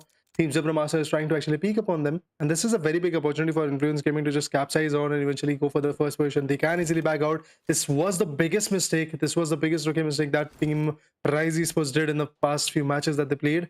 So yeah, I'm a little bit worried about Rise team's standing, but I'm actually quite happy to see that some new faces are actually coming up, popping out, and some new changes in the leaderboard are definitely going to be there. But apart from that, look at that, Corinthians, or should I say SCCPs, they are trying to fight back, they're trying to survive. Storm Gaming is at the question. One good player from Team Storm Gaming have already knocked out, the other one is already getting spotted. There could be some space coming in, but from other corner, Alanzin gets taken down. Pereira, with some minute bandage that he has got, I believe just 3. He's trying to heal himself, but the next play zone, oh, the impact is going to be there now. It's actually outside the Los Angeles region. It is actually in the southern western corner. It is outside the Chumas area as well. And now the zone is pretty much in the hands of Brazilian colors. If they are actually going to willing and going to be decisive about the fact that they have to actually acquire the zone, they can easily bag out a lot of points because a lot of teams are willing to rotate right now. Look at Influence Gaming already trying to rotate from the southern corners. This is a very fruitful rotation because there is nobody to punch them. There is nobody to question them that, hey buddy, where are you going? But apart from that, Corinthians, one finish, another knockout. Seems like that Team Storm Gaming is going to fall down like a bunch of cards. Well, Team Storm, well, I so knew that was going to happen, and well, there it goes. One of the player has been knocked out, only one single player surviving from the particular team, but 14 teams and 47 players, and to all the audience that are watching us from across the globe, make sure to hit that like button if you haven't done yet. Make sure to, subscribe to the channel. Make sure to follow Team, make sure to follow everywhere on the social media as well, but definitely don't forget to share up all your favorite teams as well in the comment section. Make sure to spam your favorite team or players name and cheer them up, motivate them up, so that if they jump out of the stream and check it out, they can be motivated and the gameplay level can increase up. So yep, let's see. But Team Defense Cal, okay, I didn't actually expect that great to be collecting, but yep, Zuto has been knocked out, and Morales again going to be the solo player surviving. I guess so. I'm assuming nope. All the 4 players are surviving. So yeah, Pazuto, if he gets revived, then all the 4 players will be surviving. And back out of the third part, then goes starts jumping in. Same goes for Senda from the back, but Toiko, trying to grab complete out the finish point, trying to knock a Mural as well. But there it goes. Team Flamingo Esports, they are at a not so good situation right now. This grenade can be a good one if it gets connected. That's going to be 2 kills, but there it goes. He has backed off from the grenade, and Sender from the back is coming for a push. And if that push is successful, then definitely 2 more finishers into the backpack for Team Knife and Skulls, and Team Flamingo Esports will be eliminated at hashtag 14 with 0 points. Oh man, what a fight indeed coming in. Flamingo Esports, GC God is there, Toigo is gonna be there. Both of them are trying to just overcompensate at this point, but Team Paradise also gets shut down. 13 teams are there, 43 players are surviving. Knife and Skull definitely going to give some good nades. It could impact quite a bit. Rafa on the other corner from Team Zebra Master is also getting countered. His survival is also going to get questionable. Toiko and GC God. Spray. A beautiful spray indeed from Toiko's corner. He's going to put a lot of pressure on the guys from Knife and Skull. They're still surviving. They're still trying to chase. Look at that. This is a deadly trap that has been set. Not even a single rotation could be cut up by Flamingo Esports at this point. If they are able to cut up a rotation, if they are able to cut up an opening, then things might change. But it is not going to be an easy approach. A7 on the other corner also gets compromised. A nade comes in, another 1v1, then that's it. Knife and Skull, a brutal match indeed from the corner. But seems like that Knife and Skull's one good member is going to get knocked out, because the thing is, zone damage is going to be there. If he cooks up a band-aid and then after that goes for a healing, then he can actually survive a bit more. But apart from that, look at Smoke. What they're trying to do is rotate, but seems like that Zebra Master is also going to get concentrated after the particular play zone. Rafa gets taken down. Sorotov is also trying to rotate. There are 2 more members from Team Zebra Master which are going to gatekeep them, so this gatekeep can easily be quite hefty. From the back end, I believe Smokies versus Babai and Mythius can be countered, because there are 2 members, if you guys remember, outside the play zone. But Rafa once again gets countered because the play zone damage is way too high. Sorotov also gets taken out. It's a 2v2 at this point between Smoky Esports and Zebra Masters. Definitely a difficult fight for both of them at this point, because after losing to 2 good members, the meta, the manpower, the strategies coming from Team Zebra Masters is also not going to be that on point. But look at that, they are still waiting. They're still trying to configure the moment from which they can fight back. Rafa on the other corner gets finished. They're trying to rotate from the right angle. Bye-bye gets picked up by Sci-Fi Esports. Sci-Fi Gaming could be the one team which can easily compete or compensate a lot of things in this particular fight.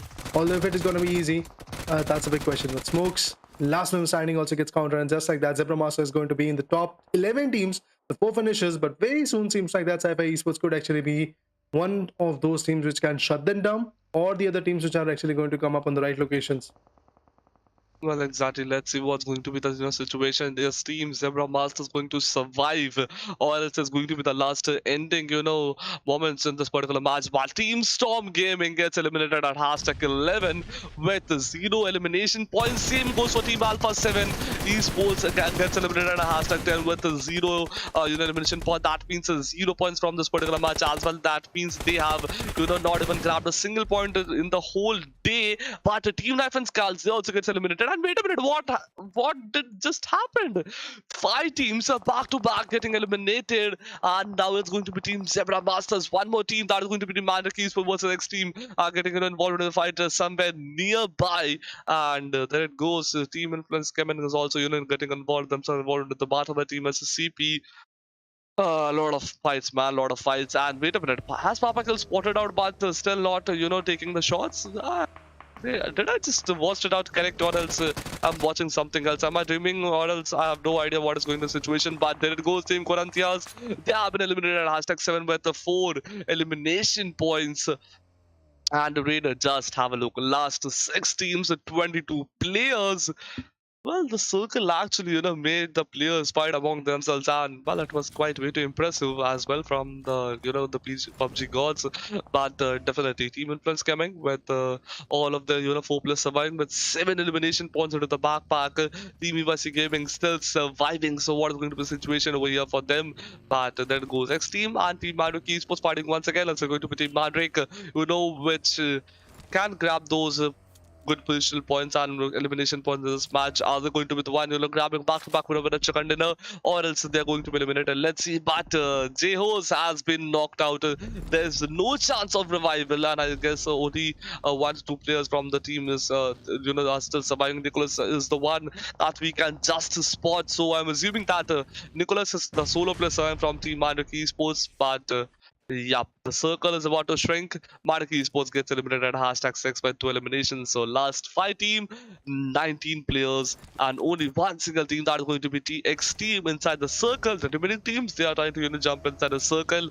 But Raider, this match is something different. Oh, indeed it is. But I would love to actually appreciate a team which was Mandrake Esports, to be precise. They were trying to be consistent. They were in the top 6. They were able to bag out, I believe, if I'm not wrong, just 2 points of position and whatever finishes that they had. Although not a huge impact, but then again, they are still actually going to maintain their position, seems like that. But Sci-Fi comes up with a good knockout on Diego. That was a brilliant knockout indeed, outside the play zone.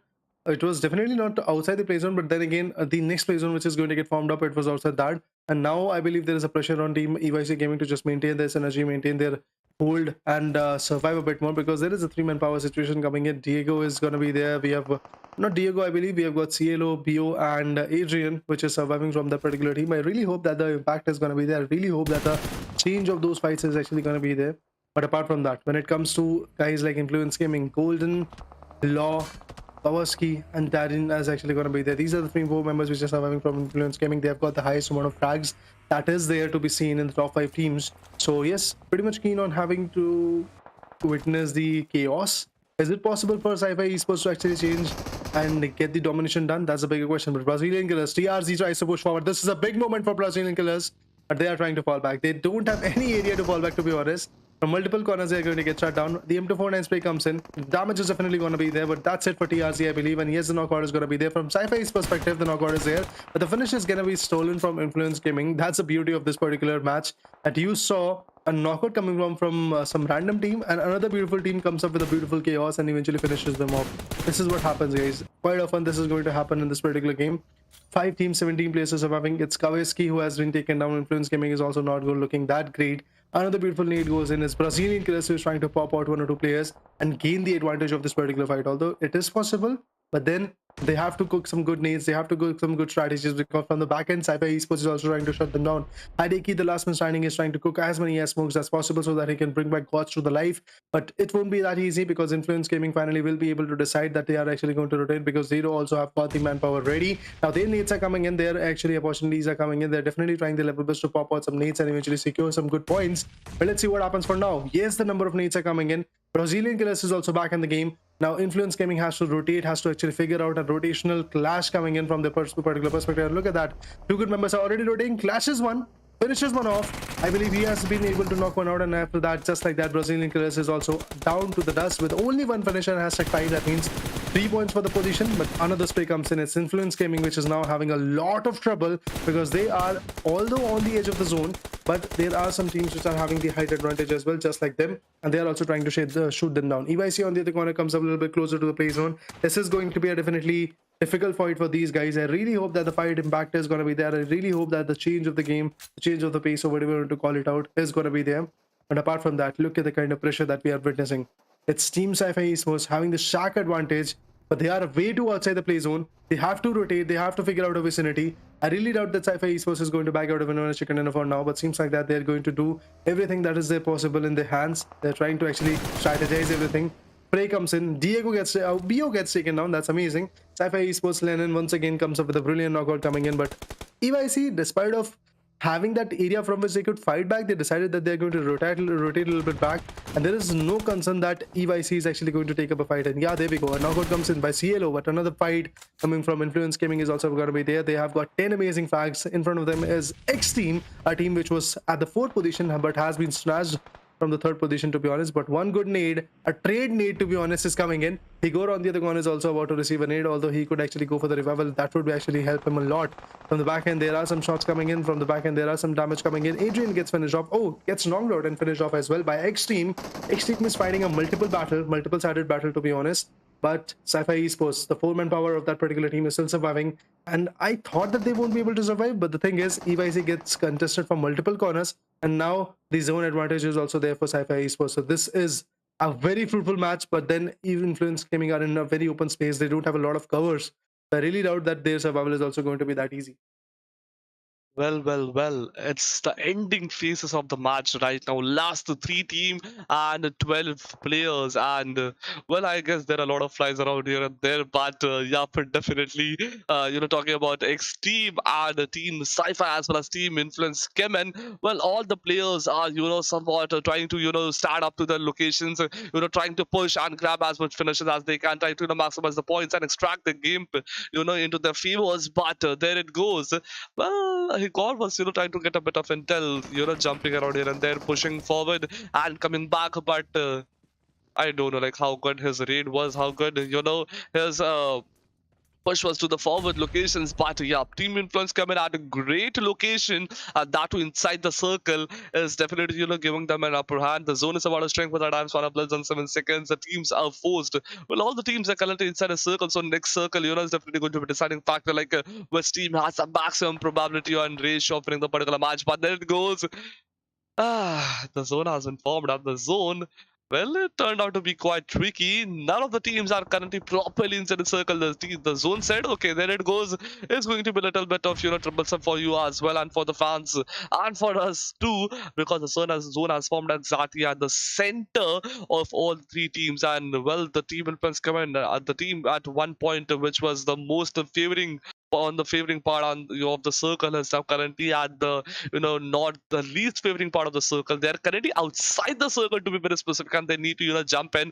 And Team X and Team Sci-Fi are going to be a lot happy, because they just need to grab that good position. They just need to wait, hold on to the positions behind the ridges, and once Team Influence come and jumps in, it's just a matter of time, and the eliminations are going to be falling apart into your hands. But yeah, but definitely that's going to be a bit of troublesome. But let's see how Team Infant come and handles the situation. What is going to be the action? They've already managed to grab the 10 elimination points, and at #3, that's a lot of points from one single match into the backpack. But Team Sci-Fi is also surviving.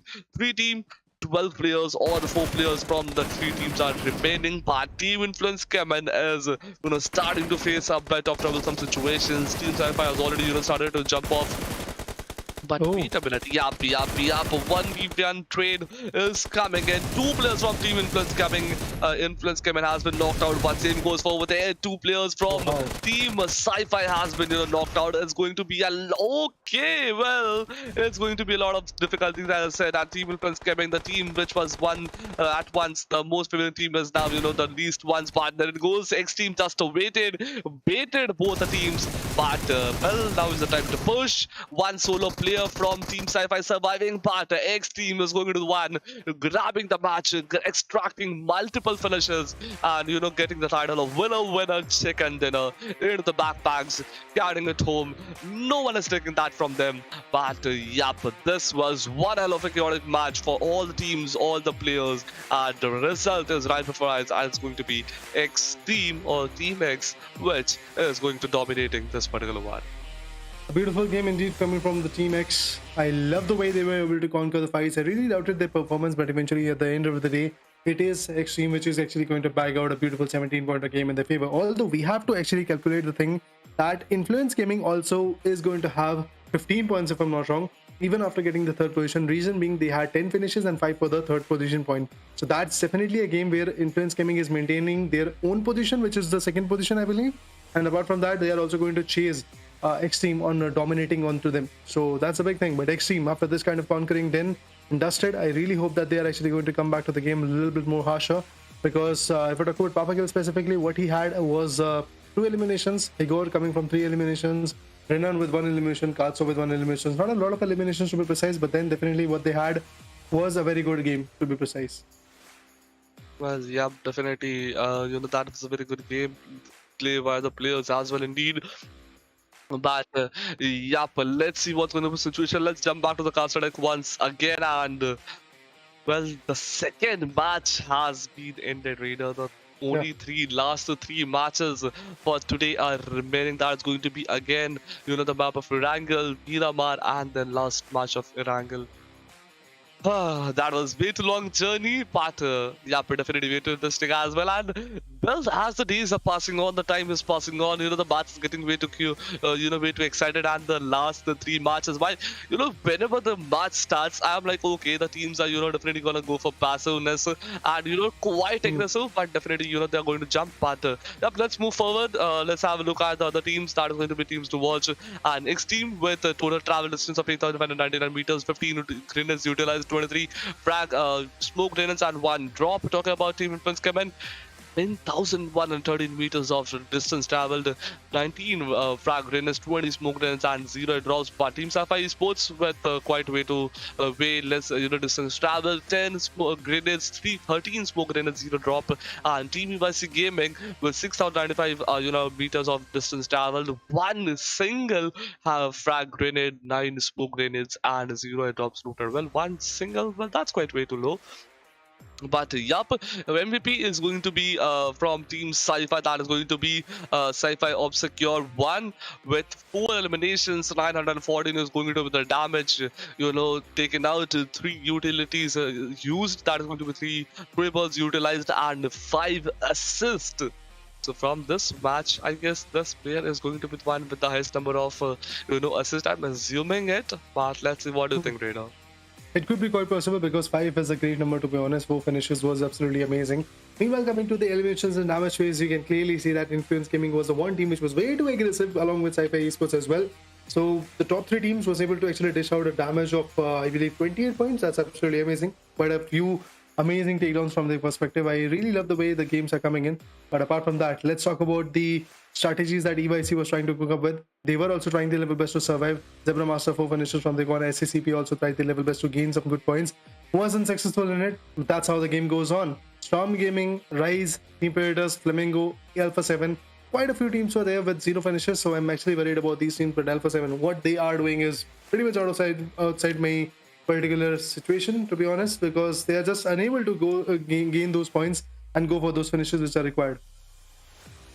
Well, exactly. That's going to be definitely a lot of things, but yeah, the match ranking for this particular match is right before you guys, and as you can see, the teams that are at the top, bottom part, well, they have not managed to secure a single point. For the team at the top, they have managed to, quite a good amount of finishes into the backpack. The top 3 teams with 17, 16, and 16, but from 4, #4, the point has degraded down by 10 points. Yeah, there's a difference of 10 points between #4 and #3.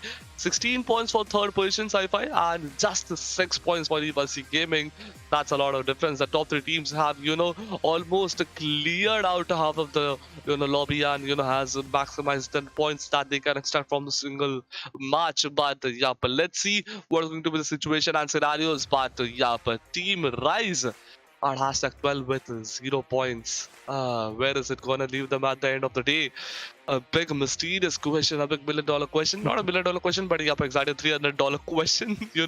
That's going to be the situation and what's going to be the situation scenarios. But yeah, let's move forward. Let's have a look at the overall ranking and another stuff. But yeah, talking about the match summary. As I said, highest elimination goes to, Obscure. Highest damage also goes to Obscure. Highest assist also goes to Obscure. And it's going to be 4, 9, 14, 5. Highest healing done is going to be Prata from SCCP. That is going to be 398. But yep, highest knock is also going to be from Obscure. That is going to be 5 knocks. So out of 5, well, 4 goes over here to this particular one solo guy. Now, talking about the match stats, 50 were the total eliminations, 7,700 and 7,073 are the total healings, 50 knockouts, 197 other utilities or the throwables utilized.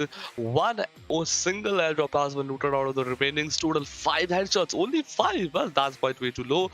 But yup, total 5 shots, 15 were the total rescues, and the longest elimination distance that the shot that has been taken, for the longest kill is 310 meters by Bruno Zin. So, yup, Bruno Zin is going to be the one carrying out the longest elimination distance in this particular match. But the overall ranking, there it goes. Team Influence CHEMIN has successfully managed to, jump out of Team Rise Esports, and Team Rise Esports have no idea what is happening in the world to them, but the performance of them is definitely, jumping down. It's going to be 99. Team Influence CHEMIN is at the first #1 with 101 points. They have break out of the barrier of #100 points, but on second is going to be Rise Esports with 99. XTEAM with 88, Honor Souls with 82, Sci-Fi with 80, MANDRAKES with 74, EYC with 67, Anti-Predators at #8 with 63 points. A great match indeed coming up. If we talk about the second page from that particular perspective, we'll get to see like 9 to, I guess, 16 teams. On that particular perspective, we've got Flamingo Esports starting the chart with 52 points, GZM Esports 49, Corinthians 46, Zebra Master with 43, Loops Esports with 43, Knife and Skull with 36 points, Black Dragons with 33, INCO Gaming with 30 points. But with this, let's go to the last 4 teams. Let's go at the chart where we are actually going to witness the last 4 teams to be precise. We have got Storm Gaming 25, Smoke Esports 25, Brazilian Gears 20 points, Alpha 7 Esports 3 points. This is all for the overall ranking. Still, there are a lot of hopes that the things can change rapidly. A lot of hope where I believe we will get to see a lot of fights coming in. I really hope that this kind of fight is actually going to create a lot of records. A lot of changes will be there in the game. I really hope that in the next particular matches, things can change quite rapidly. We'll get to see the finishes, we'll get to see the fights, but to our glory, there is no break for us and for you guys as well. In order to witness the next action, I believe we'll get to see what the map schedule is, and after that we'll go to the flight path as well of the match number 3 of the day number 3 of week number 2. So definitely a lot of numbers in there, but let's see what kind of numbers these guys are actually going to bring to the table. Because for now, yes, indeed, Rise Esports, Influence Gaming, Sci-Fi, teams like XTEAM are actually going to be quite decisive over the fact that they want to gain some points. I'm worried about Alpha 7 Esports. 2 more matches for them. I really hope that they're actually going to go and bring something to the table in the last 2 matches that they play. Well, to be very frank, I have I have no idea like what is going to be the situation scenarios regarding Team Alpha 7 Esports. So, just hoping positively that they at least push themselves to a good point so that it's not in a single digit, it's at least in the double digits. So, let's see. They still have 2 matches into their hands right now. So. Yep, that's going to be a sad thing to be saying about a good team. But yeah, what's the truth? That's the truth. Nobody can change it. But let's jump out of the schedule for today. And well, we already have the look out of the schedule, and everyone knows. But still, first match was ERANGEL, which has been won by Team MANDRAKES. Second was gotten into the hands of XTEAM. Third is again going to be the map of ERANGEL, and which team is going to win, carrying out the winner chicken title in this particular match is going to be a big question. Last 3 matches later, can you believe last 3 matches of week 2?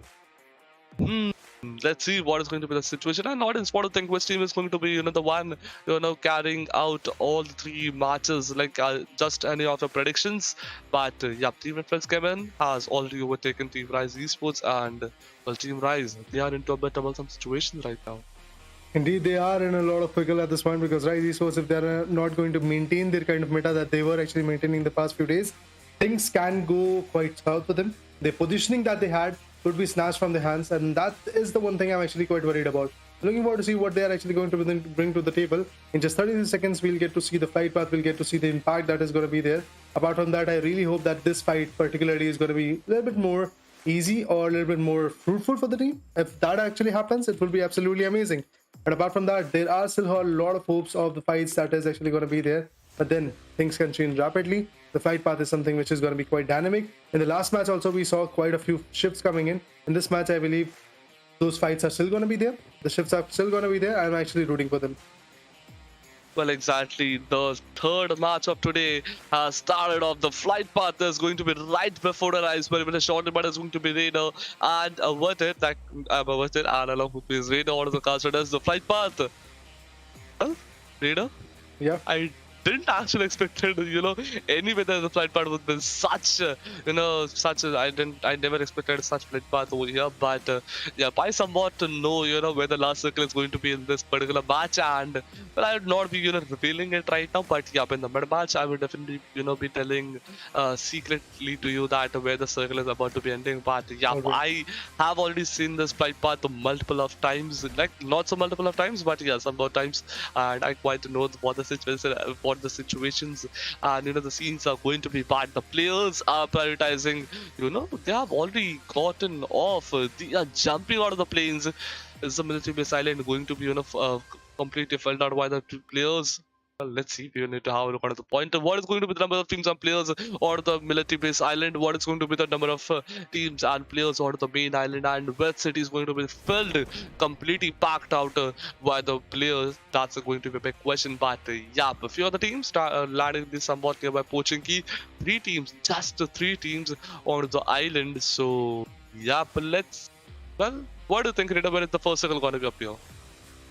Oh, for northern one. Wow, that's amazing. A lot Yep. of teams are actually jumping in the southern western compounds and stuff like that. But the circle, look at that. It's a beauty. Yasnaya Polena, pretty much close to that area, like between Yasnaya Polena, Rozak, and Semeni. That dirty Bermuda Triangle, I believe the center of the circle is going to be there. It is the first circle, but seems like that it is going to be a little bit closer to the second circle if we talk about the landmass area which is left in the game to play with. Because I believe somewhere around 25% or 30% of the area is already outside the particular play area. It's in the water body, and that is not a playable area to be honest. But the teams which are like influence gaming, which are rotating, oh, that's a beautiful flight path. That was a beautiful parachute as well. Oh, the shot! Black Dragons, what did they do? They just completely jumped in front of our enemy. He's going to shut him on one of the player down, but seems like that they're actually going to get some kind of guns and eventually go for the push to go for the retaliation if it's possible. Although it's a 1v2, it's a 1v4. GZM Esports, Pubg coming up in the close quarter, goes in for the FPP, still has a lot of damage on his. Oh man, despite of having a beautiful gun in his hand, now he's going to go down to the dust. Seems like that the punch is still going to be there. He's going to revive his teammate. Before that, he's going to finish him off and get the AK as well to take the fight. Well, exactly, and well, Team Black Dragons have lost one of the good players, if I'm not wrong. And wait a minute, Team GZM, what was that? They have lost to one of the player once again, and that in such an open area. That was way too quite unexpected. I didn't actually expect it, to Team GZM doing such a silly thing. But Yap was a thing. Well, they were actually quite trying to rotate, and he was he was caught, while rotating, and there it goes. But wait a minute, Team Zebra Masters, if I'm not wrong, are coming up for the push. But the pace that which they came in is going to be the pace that they're going to be exerting it, if I'm not wrong. Let's see. Yep. Two of the players have been knocked out, but one more player, Body Q, is going to be the one who has been knocked out. The revival procedure has already been started off. The revivals are being given out. Yep, exactly. But what is going to be the situation? Is Team Black Dragons going to be the one getting eliminated at this point of time, or is it going to be Team Zebra Masters or Team GZM? The three teams have formed currently. The Bermuda Triangle is going to be exactly between them. The jump shot, the finishing, the secure of the kill. But I guess the kill has been secured by someone else, and Team Zebra Masters have already, taken off. They have the two of the players are somewhere. The Team GZM is also, going for a fallback. They also don't want to getting eliminated early, and not even extracting a single point, because getting eliminated this early will not leave you anywhere but. Yep, into a back foot. So let's see what's going to be the thing. But 16 teams and 59 players. Meanwhile, Team Black Dragons, with all the 3 players surviving, have lost 1 player, but have also managed to secure 3 finishes into their accounts. Having those initial finishes obviously going to bump their meta and eventually create a lot of suspense in the mind that they should go for aggressive approach or they should rely on some other fights. Seems like that at this point the teams which are having the advantage is going to be like GZM Esports and Black Dragons, but they're also losing their good manpower. So that is something which is going to create a lot of ruckus in their minds as well. Alpha 7 on the other corner trying to locate and loot as well. That's what I call lootate the particular vicinity of Georgipol Northwest City. So yeah, we have got players like Urso. Linda is going to be there, Manu is there, and then we have got Smoke. I really hope that Alpha 7's main roster is going to come someday in the week number 3 as well, because we would love to see the initial expression of the fights coming from their particular corner, but that is what we are not getting at this point.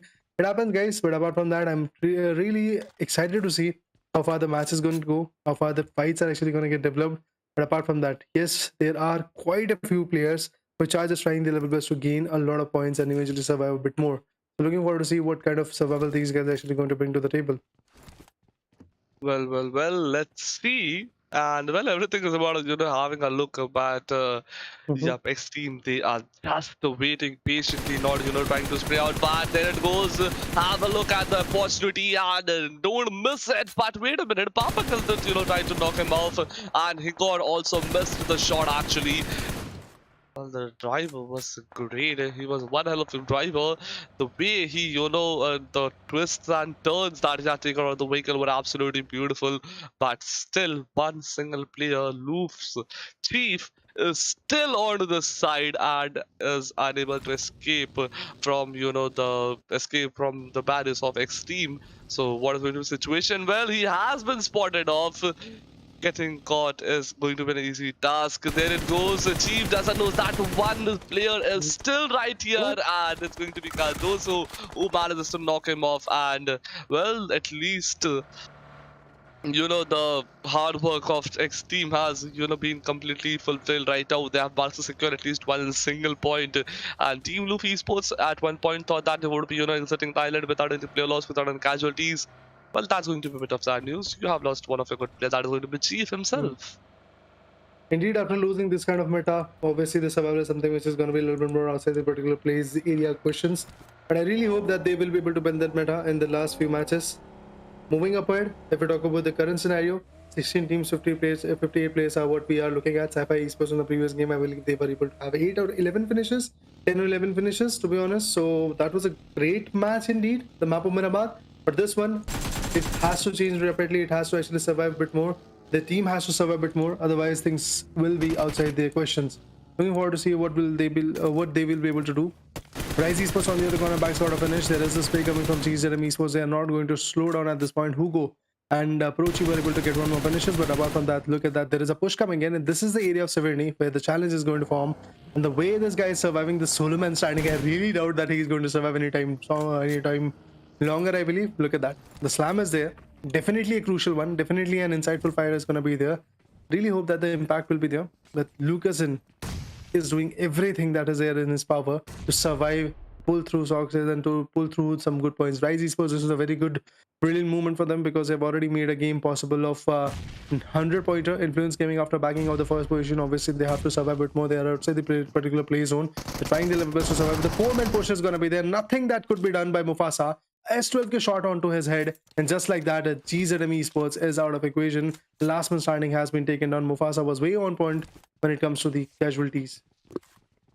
Well, talking about casualties, Rita, I realized one thing, that the teams are actually being worried a bit about the casualties that they are facing in, because the more the casualties, the greater the loss is going to be for you as well as for the team. So definitely they are quite avoiding the casualties to be happening, like well, it's just about being completely safe, not peeping out of the window, not giving the enemy team a single chance to knock and push, because a single chance given is a single chance taken, and one golden opportunity can completely be a good turning point for the whole for the team, and it can be a death note over here for you as well. But yep, just look at that location. Team Sci-Fi Esports is exactly opposite to Team Loops at near Stalbert. Team Flamingo is somewhat at the Stalbert. Team Rise, they are coming in from the regions of 70 shooting range, but above Rozok is going to be Team Storm,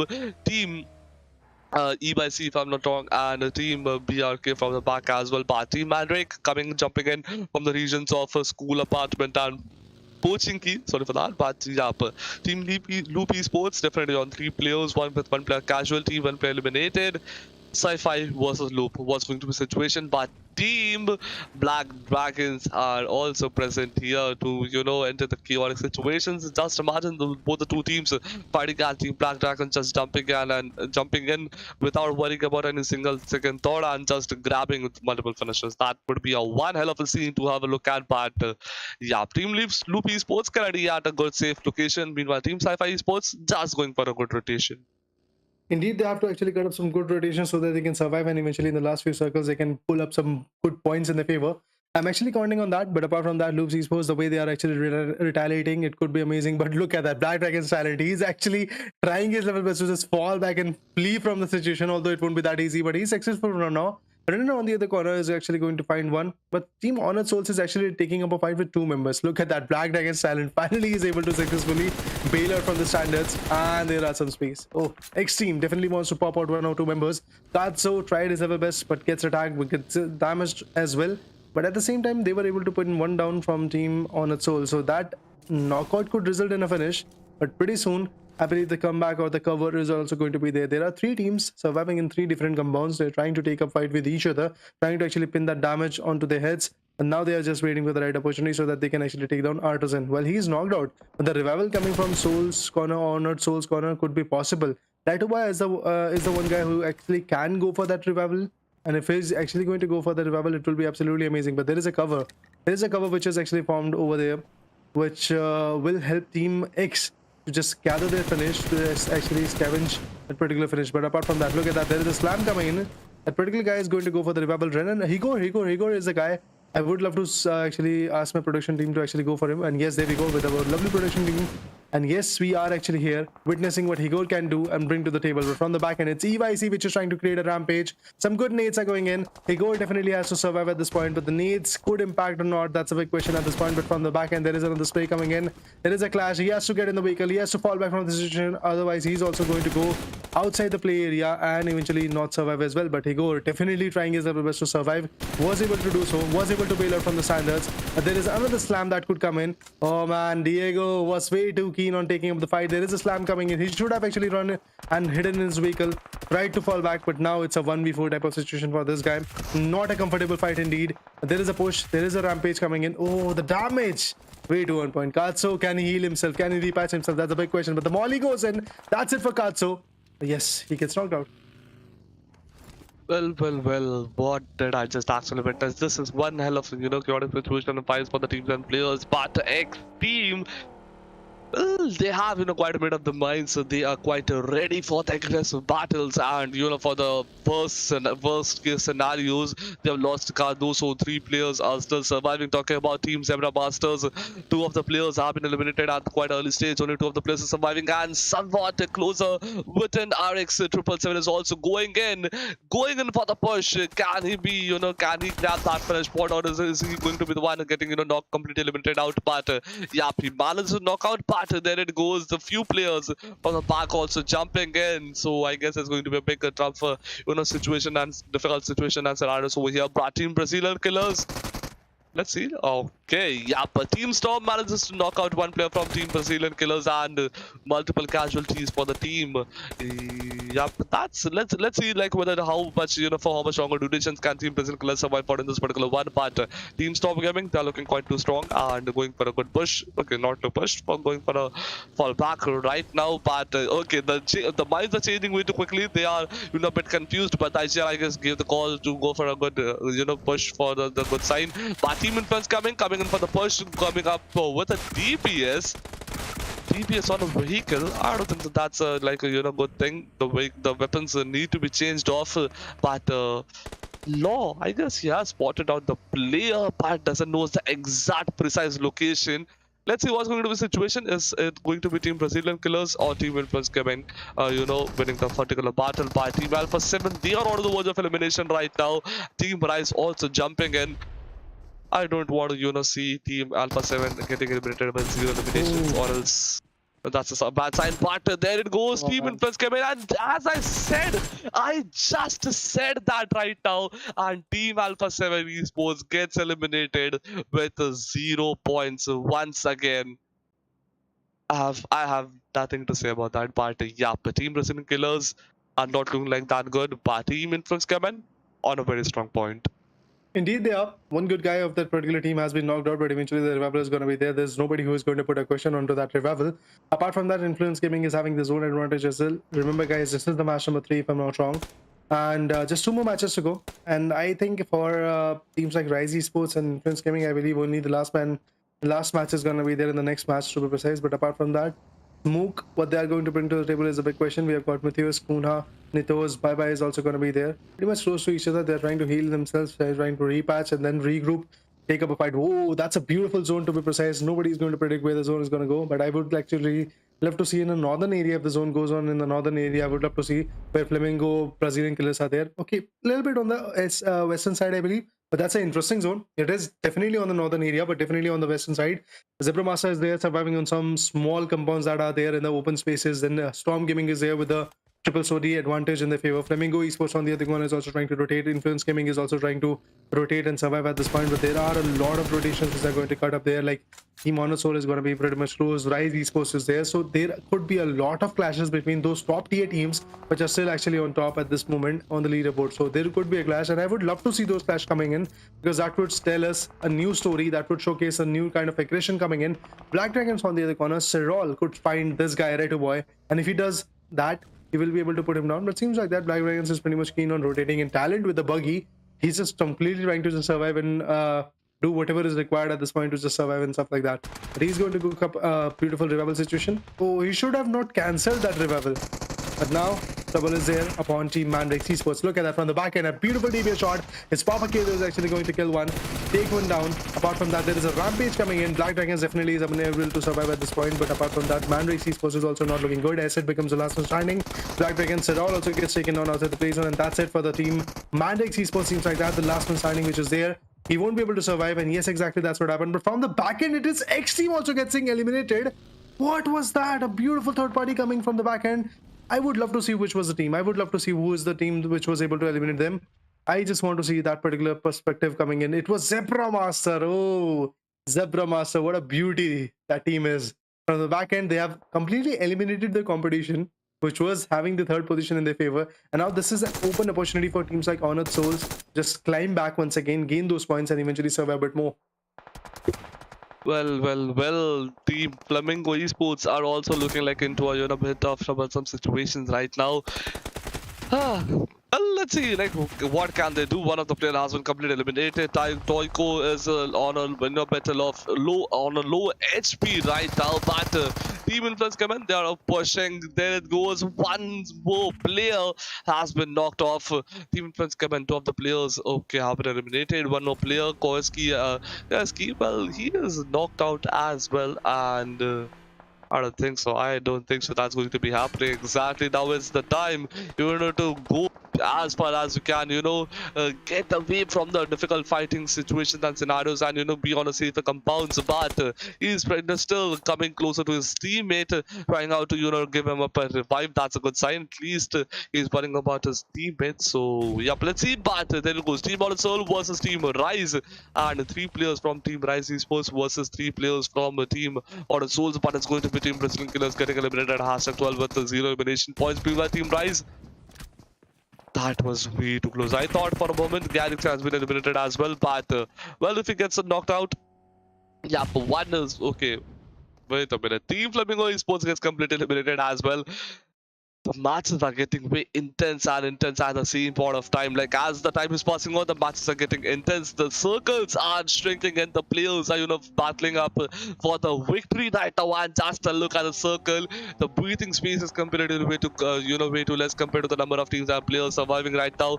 Last 19 22 players, the circle is in completely open patch. That are not too many ridges and ups and downs, so definitely it's going to be a bit of troublesome. Not a bit, but a lot of troublesome situations are going to be faced off by the players. And yeah, Team Influence CHEMIN gets eliminated at #9 with 4 elimination points, a good number of mission points. But wait a minute, Team Rise Mufasa are jumping into the water directly without giving it a single thought, because he knows 2 players from Team Smoke Esports are right behind him.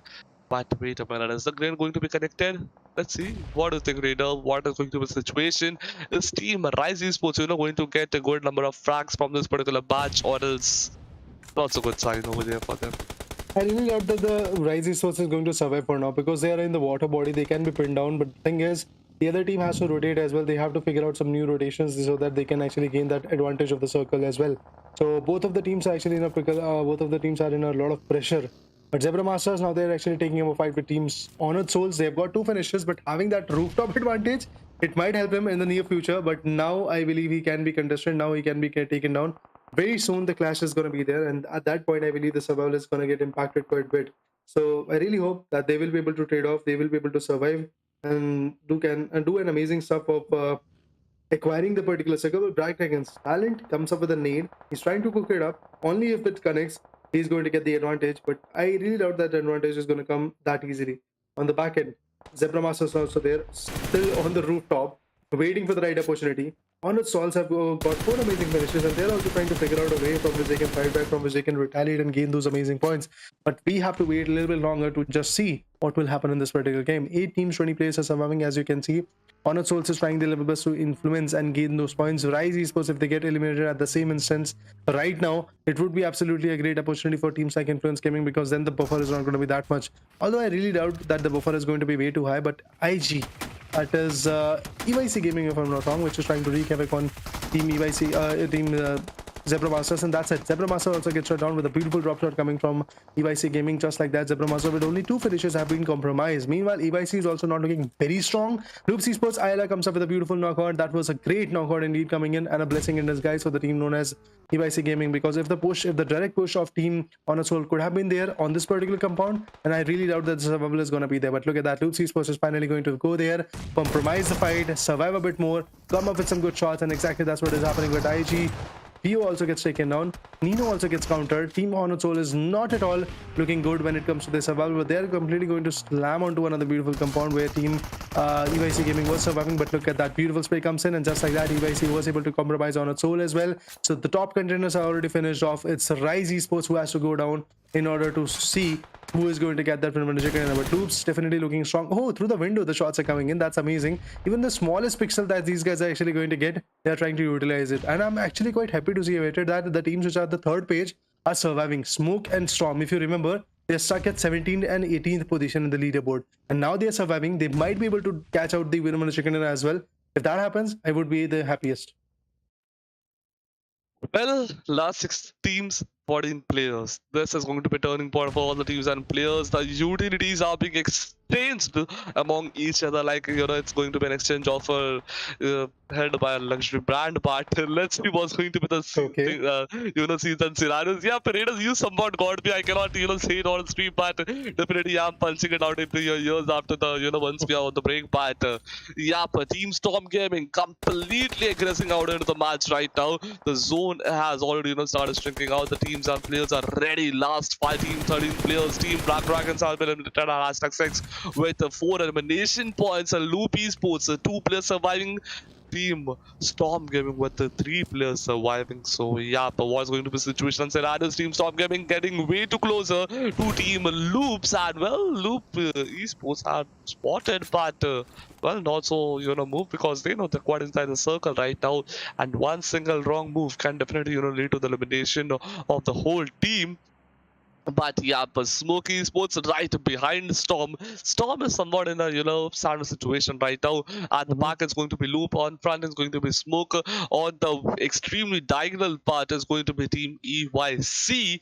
So, well, they have somewhat to no reason to travel and jump around here and there. But let's see what's going to be the scenarios. Meanwhile, Smoke Kana coming extremely close right now to Team Storm Gaming. The circle is shrinking, but Team Rise again getting way too early eliminated at #5 with 6 elimination points. At least they managed to grab a good positional points in this one. But there it goes, Smoke Kana spotted one player, but another player coming out for the third point, but it just was managed to able to pick him off. But there it goes, Team Storm has been eliminated at #4 with 4 elimination point. If that could have been if the player could have been a bit ahead, then definitely he would have been inside the spray connection of Kana, and he would have been knocked out, and Kana wouldn't be needed to get the revival part. There it goes, Zora is about to shrink Smoke. Matthews, well, he's at a good location, but quite far as well at the same point of time.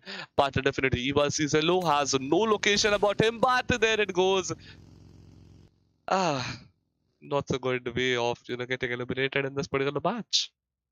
Tried to compromise the fight, but eventually the survival was not there. It was not that easy. EYC is still there with the 3-man power. Loops is there with the 2-man power. Smoke with the highest amount of finishes. Okay, no, it's Loops who has got the highest amount of eliminations in their particular perspective in this particular trio that is left in the game. Loops definitely at the edge. Zone advantage is with EYC. If they are able to compromise on it, if they are able to capsize on it, this is a very beautiful match that EYC will be able to back out. If you guys remember, EYC was the one which started the streak of winner chickeners and stuff, because that was a team which first of all got the winner chicken in the week number 2, in the match number 1. But look at that, CLO tried his level best to create a deflection, and he was successful in it, and that is the reason why Smoke Esports is now getting contested, because Adrian on the other corner is also going to get taken down.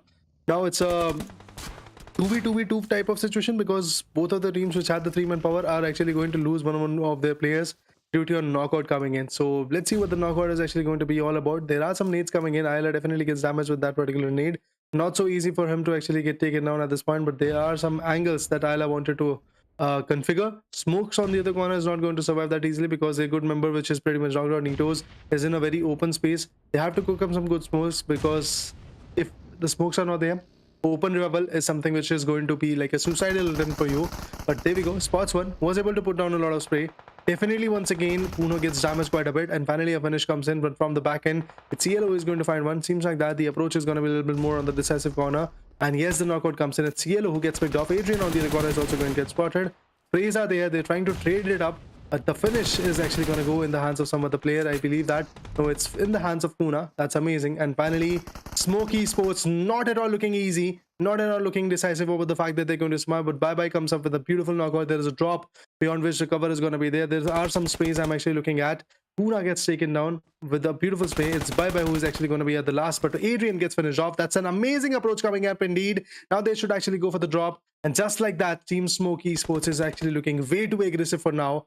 9 finishes for both of the teams. It's a 9 amazing finishes coming for both of the teams. But if they go with the zone advantage, that's definitely in the favor of Team Loop Esports because they've got the height advantage. The nades are coming in. That need could impact quite a bit if the nade will be on point. Yes, it is on point.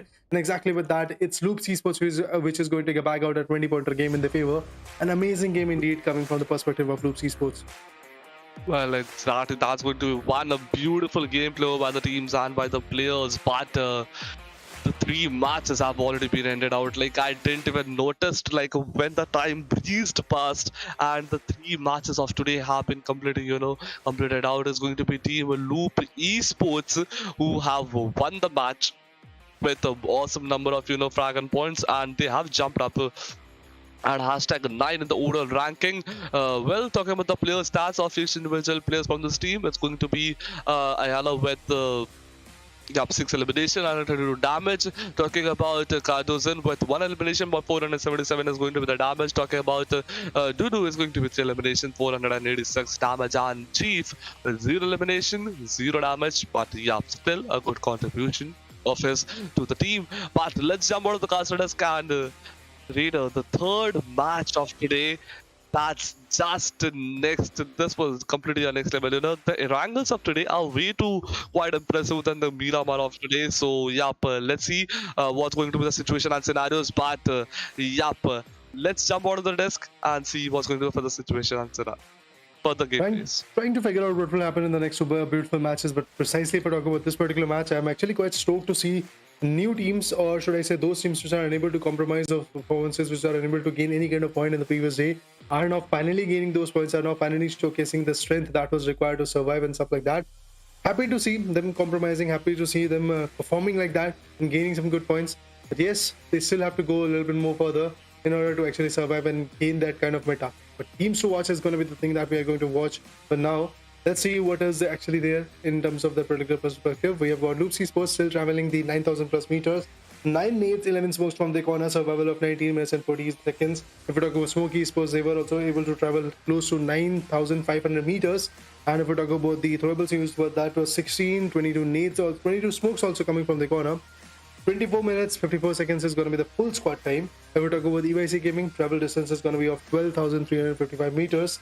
Meanwhile, MVP is going to be Loops Ayala, 6 eliminations, damage is 932, throwables used were 13, and still 3 assists was also there in the hands.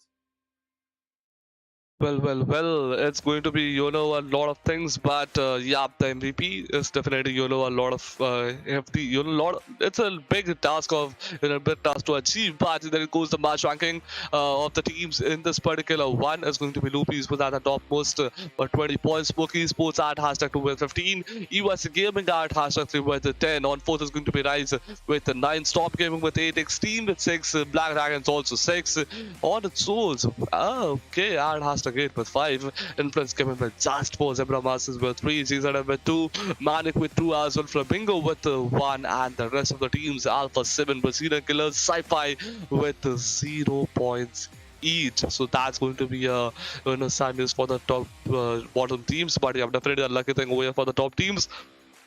Talking about a match summary, it's going to be from Loop Esports. Well, all the 4 players are going from Loop, and one single player is going to be from Team Influence CHEMIN. Looking with Ayala with highest elimination 6, highest damage is again going to be Ayala with 932. Highest assist is also again going to be Ayala with 3, but highest healing done is by from Team Influence CHEMIN. that in, but talking about highest knock, it's again going to be along with the 3 highest knocks. So that's the thing for the match week 2, day 3 match, post match 3, match stats part definitely talking. The main match stats is going to be 59 total eliminations, 6,786 is going to be the total healings, 58 total lockouts. The throwables used are 209, 4 airdrops looted. It's like. I guess yesterday also like 2 was the highest number of airdrops looted. Today till now it was 1, but in this one it's going to be 4 total, 11 headshots, 16 total rescues, and the longest this elimination distance is going to be 305 from loops 2. Okay, that's the name. That's amazing. MVP rankings, first of all, let's talk about that. 24 eliminations coming from the corner of Rise Nunes is actually going to make him the MVP. The ratio between eliminations damage and the survival time is actually what we get calculated, and after that we'll get to see the MVP, and on top it's going to be Rise Esports and Nunes. That's amazing. Let's talk about the overall ranking. First of all, it's Rise Esports which is still on top with 108 points after the brief moment where Influence Gaming was able to jump on top. Now the standings are still out of their hands. It's Influence Gaming with 11 matches in their perspective. They were able to get 1 chicken dinner, 105 points. XTEAM with 2 chicken dinners in their favor, 94 points is what they have. There is a buffer of just, I believe, 7 points between Honor and XTEAM. That's not a huge buffer. Sci-Fi Esports on the other corner is also pretty much close to countering the positions of top 3 teams, to be honest, because if you can see, top 3 teams have played their 11 matches, just 1 match for them, and the other 2 teams which are actually at the 4th and 5th position have to play their, I believe, 2 more matches. So it can increase quite rapidly. This brief buffer can increase quite rapidly. Looking forward to see what happens at that particular standpoint. But look at that. We have got Flamingo Esports starting it off at the 10th position. Loops Esports is there at the 9th one. After this beautiful game, GZM Esports was able to secure 51 points. But let's talk about the last phase. Storm Gaming with 33, INCO Gaming with 30 points, Brazilian Crisp with 20, Alpha 7 Esports with 3 points. Now that's all for the overall ranking. Now moving up to the caster deck once again, I would love to add on that the matches are coming up to a very decisive end. At the last second, we get to see a lot of fights. But now we are going to take a short break and then we'll be back on the desk.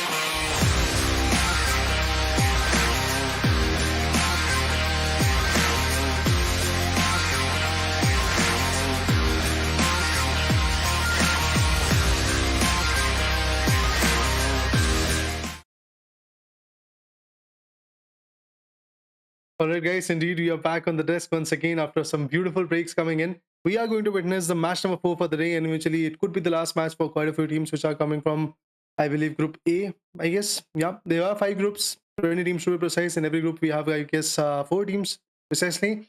So the teams which are actually going to have their 2 more matches, I believe they are actually going to breathe a little bit more sigh of relief and maybe come back even stronger in the game. But apart from that, I'm a little bit worried about those teams which are actually going to have their last match in this particular game. So they have to do everything that is possible in their favor to just maintain their legacy, maintain their point. If they are actually on top, they have to maintain their firm position on top, because we saw teams like Rise Esports, Influence Gaming, even Sci-Fi Esports have played their 11 matches. So just one more match for them. That's all. So for them, I believe definitely having those points is going to be very important.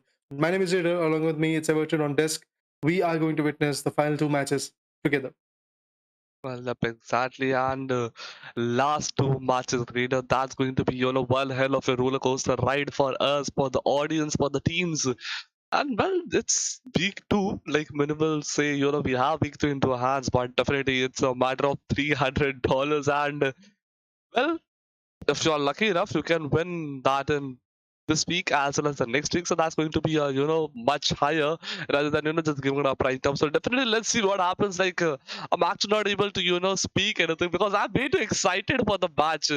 My anxiety level is completely increasing.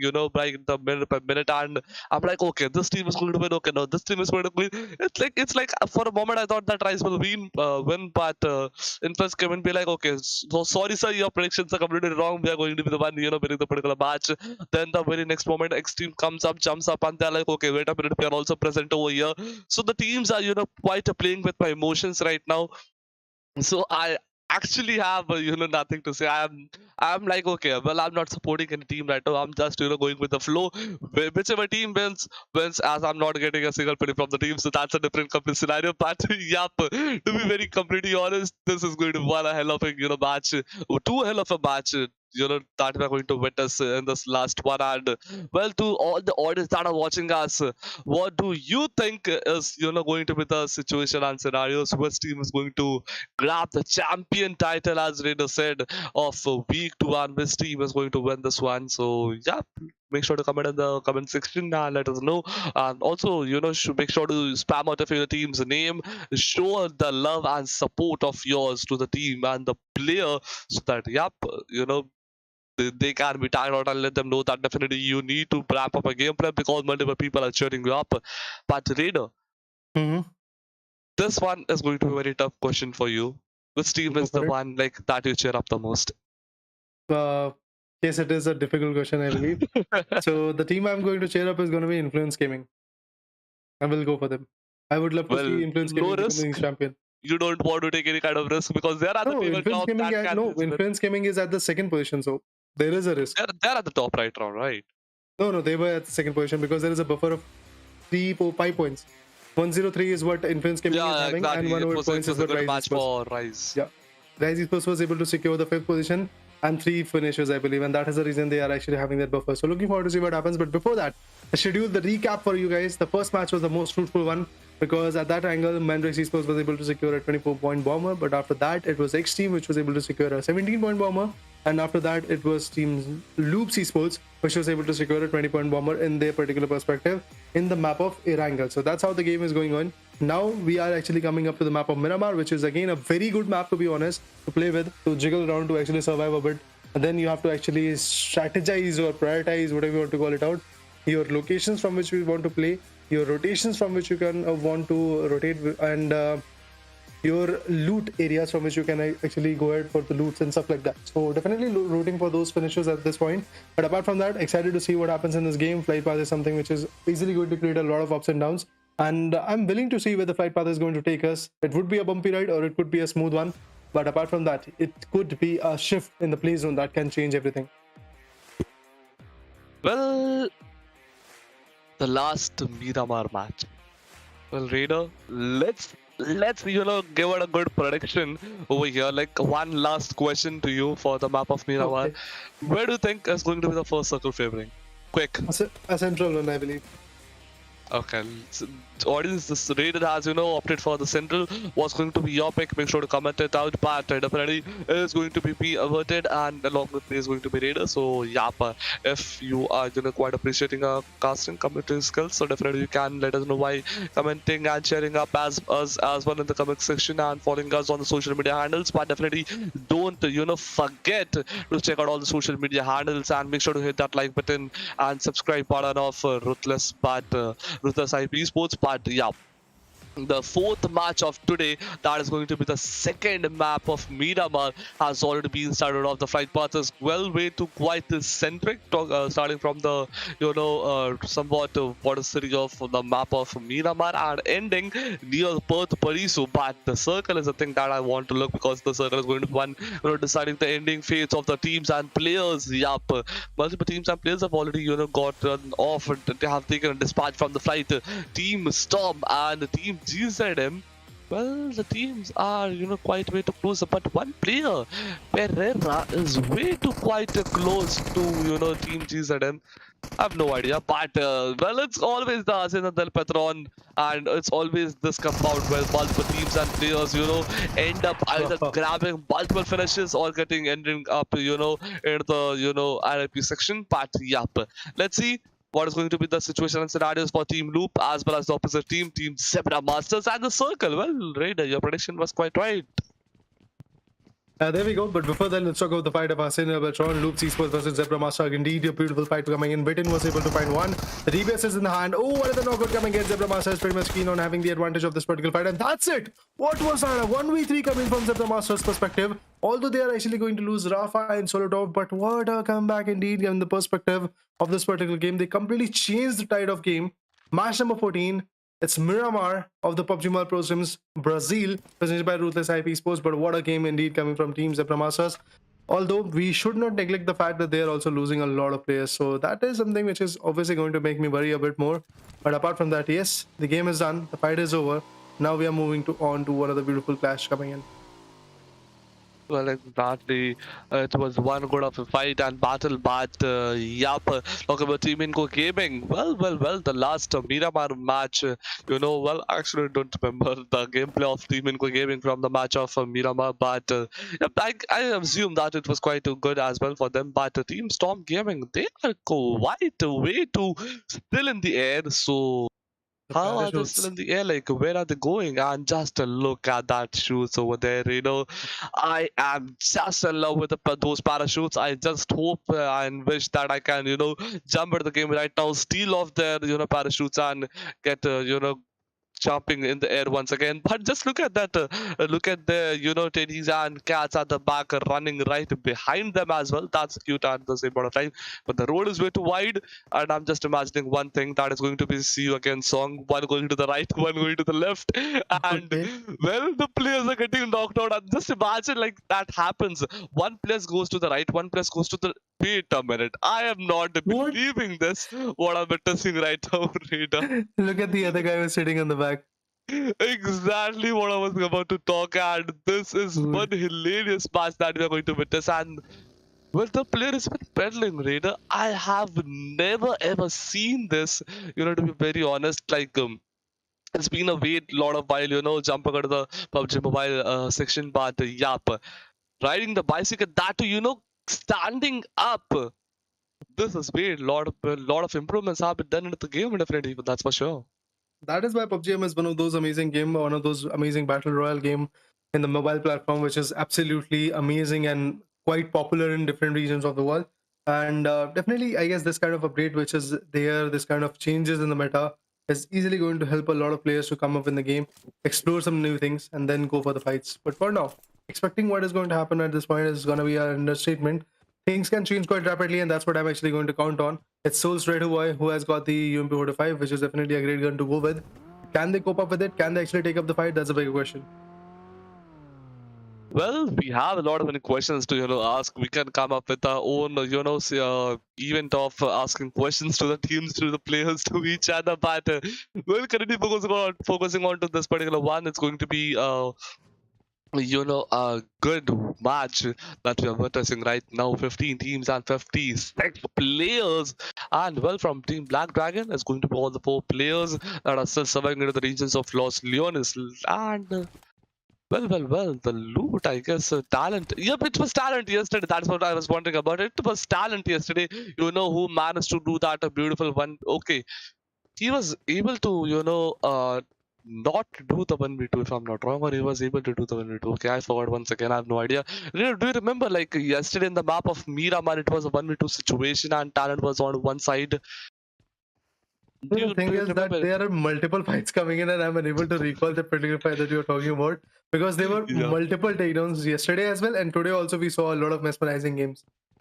Yeah, that's also thing. So definitely, okay, just live it, whatever it might be. But let's see, like what talent has, talent to show to us. But yeah, from team Black Dragons, that's going to be a good amount of finishes overall, and well, they're at a quite a good placement point as well. Like at a Right. hashtag 15, they definitely need to ramp up the gameplay as well to get into the top 10 list. But team Loops, they have been eliminated way too quite early into this particular one. But Flamingo Esports, the Toiko with M24, the queen of snipers, into the hands right now, and one is going to be the M416. So yeah, one assault rifle, one for going for the long range. That is going to be the one sniper rifle. So yep, it's a good combination of close combat and long range. But Mhm. this well exactly, like to be very honest, when the game was launched into multiple regions, people actually used to prioritize the such kind of strategies that one gun, like your priority gun, will be the assault rifle, and the secondary weapon of yours will be the sniper rifles. And when I used to play as a competitive player, I definitely used to opt for that. I used to go for a DMR. Like if I didn't got any DMR, like I would definitely go for the sniper rifles. But yeah, after a long time, I'm seeing someone going for such combinations, or else mostly all of the players either opt for assault, both assault rifles, or both of a good combination of assault rifle and DMR. What is your good combination according to you? Is a good combination assault rifle plus Well, see, it assault rifle really for depends DMR? on the role. It's really Yeah. depends on the role that you are actually playing with. I mean, if you are a supporter, you definitely have to go for those guns that do not carry a lot of ammo, or actually go for a gun that can carry a lot of ammo of a particular kind that is actually going to help your teammate. Apart from that, if you're in an IGL, definitely if you are an aggressive one, you should go for the dual SMG type of approach coming in. But yeah, I would actually, if you ask me individually, I would actually go for an M416 along with the SMG. Or in this map particularly, in the map of Miramar, I would go for with a DMR fight, with a DMR that could be Mini 14 or SKS or SLR as well. But along with that, I would actually go for M416. So M416 is the one gun that is going to be consistent for me in every single thing. Well, exactly. So yeah, that's going to be the thing. But let's see.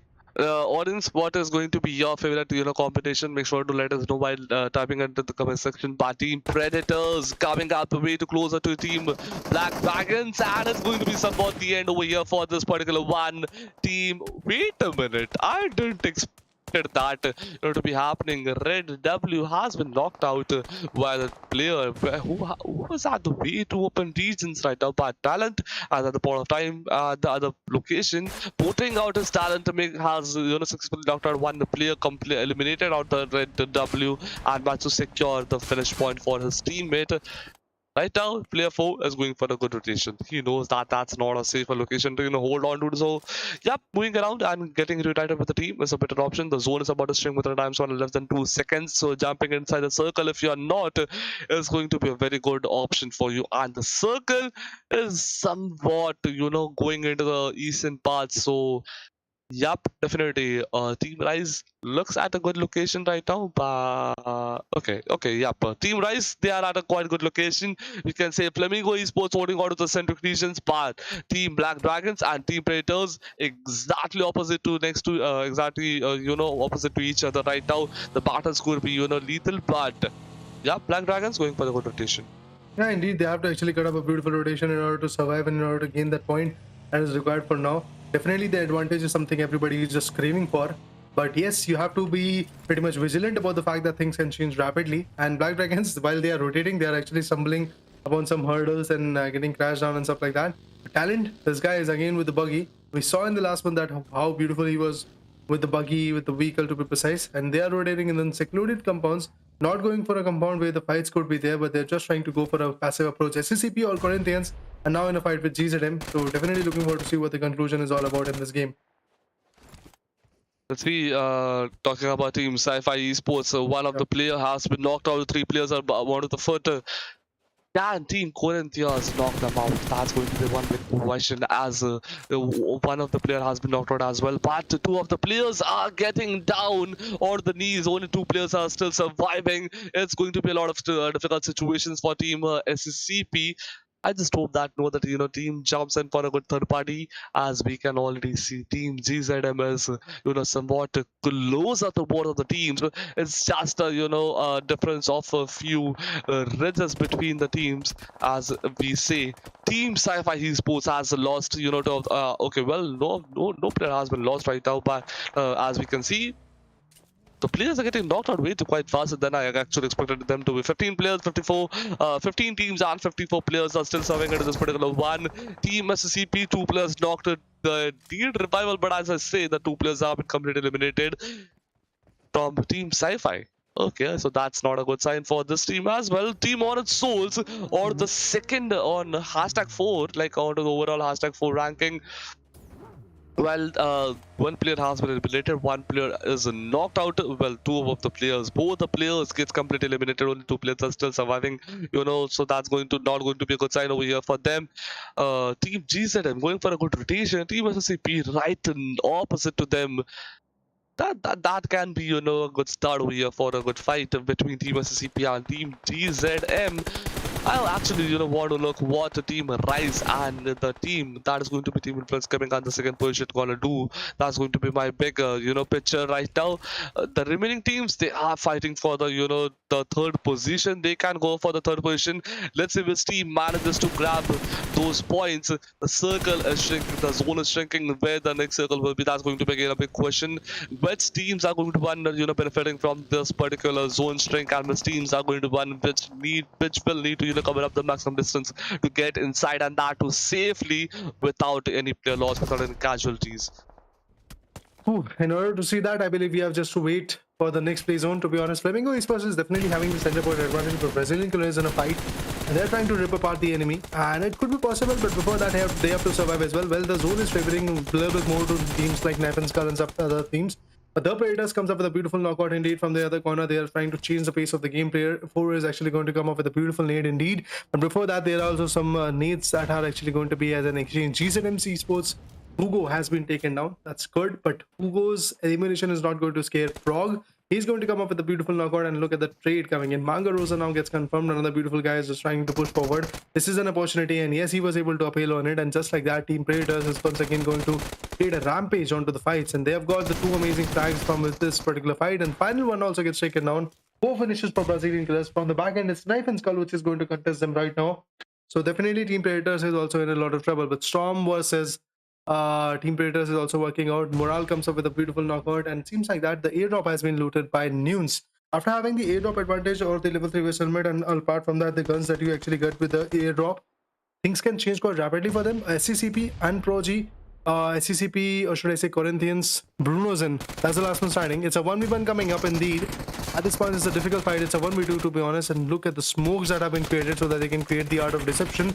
S12K is in the hand. Definitely not the gun you want to actually go with in the long range. But a beautiful vehicle burst was able to put him down. It was not at all expected. Brazilian Colors now have actually been compromised, but GZM is looking strong. The way they are actually coming up with some good knockouts is definitely looking decent. Some molly, some utilities are what we are actually looking at. The usage of the Pratha waits for the right opportunity, was able to miss some shots from the back end. Another beautiful shot comes in, and that's it for the Corinthians. I believe right now the elimination is going to be there, and exactly that's what happened. GZM 6 amazing finishes. Now they have to move forward for the third play zone, but then these amazing 6 finishes will obviously create a lot of sense in this particular match, the way they are performing, to be honest. But apart from that, Black Dragon, Sejol is there, and the other members are also there, which are trying to rotate, which are trying to find that location from which the rotations could be possible. But the way these fights are looking, things can change rapidly. Pereira, well, he's knocked out, or not. Oh no, the knockout was not there. Rise News on the other corner finds one. That's gonna be Team Black Dragons. Rike, who has been finished off. Rise Esports is doing everything that is there in their hands to gain this point in their favor. Well, exactly. Teams Stop Gaming, they're trying everything they have into their hands to grab the finish points, Gigante on the other side on the other side, he's trying out his level best to survive into this particular one. A Molotov coming out of the action field. Can he, make some, damage to Team Stop Gaming? But I think that's gonna be happening. Either Gigante is one solo player, all the key responsibilities of the team are on his shoulders. The zone is shrinking once again, and there it goes. It's going to be somewhat the end over here. And exactly, Team Flamingo Esports gets eliminated, and hashtag 12 with just one single elimination point. But the circle is about to shrink, and the circle has shrunk down to the regions of. Well, it's actually better, you can say, a Bermuda Triangle of Graveyard, Minas Grenades, and the location, but definitely it's going to be a good side over for Team INCO because they are exactly at the center of the circle, but the center of the circle is definitely going to be meaning the center of attraction because multiple teams will be at the border, and if they have a look at you, definitely they're going to target you out, and once you get into the radar of the field, definitely you are going to be an easy target for them because you're at the center. Multiple teams from multiple directions will be aiming directly at you. I would totally agree on that point because if you become the center of attraction, a lot of teams are actually going to put you down. But the thing is, pretty much all the teams are pretty much preoccupied, should I say, not just occupied, between their own assaulting arena, between their own survival and stuff like that. So I'm actually quite happy to see the kind of carnage that is actually there right now. But apart from that, 11 teams, 30 players that are surviving in this game.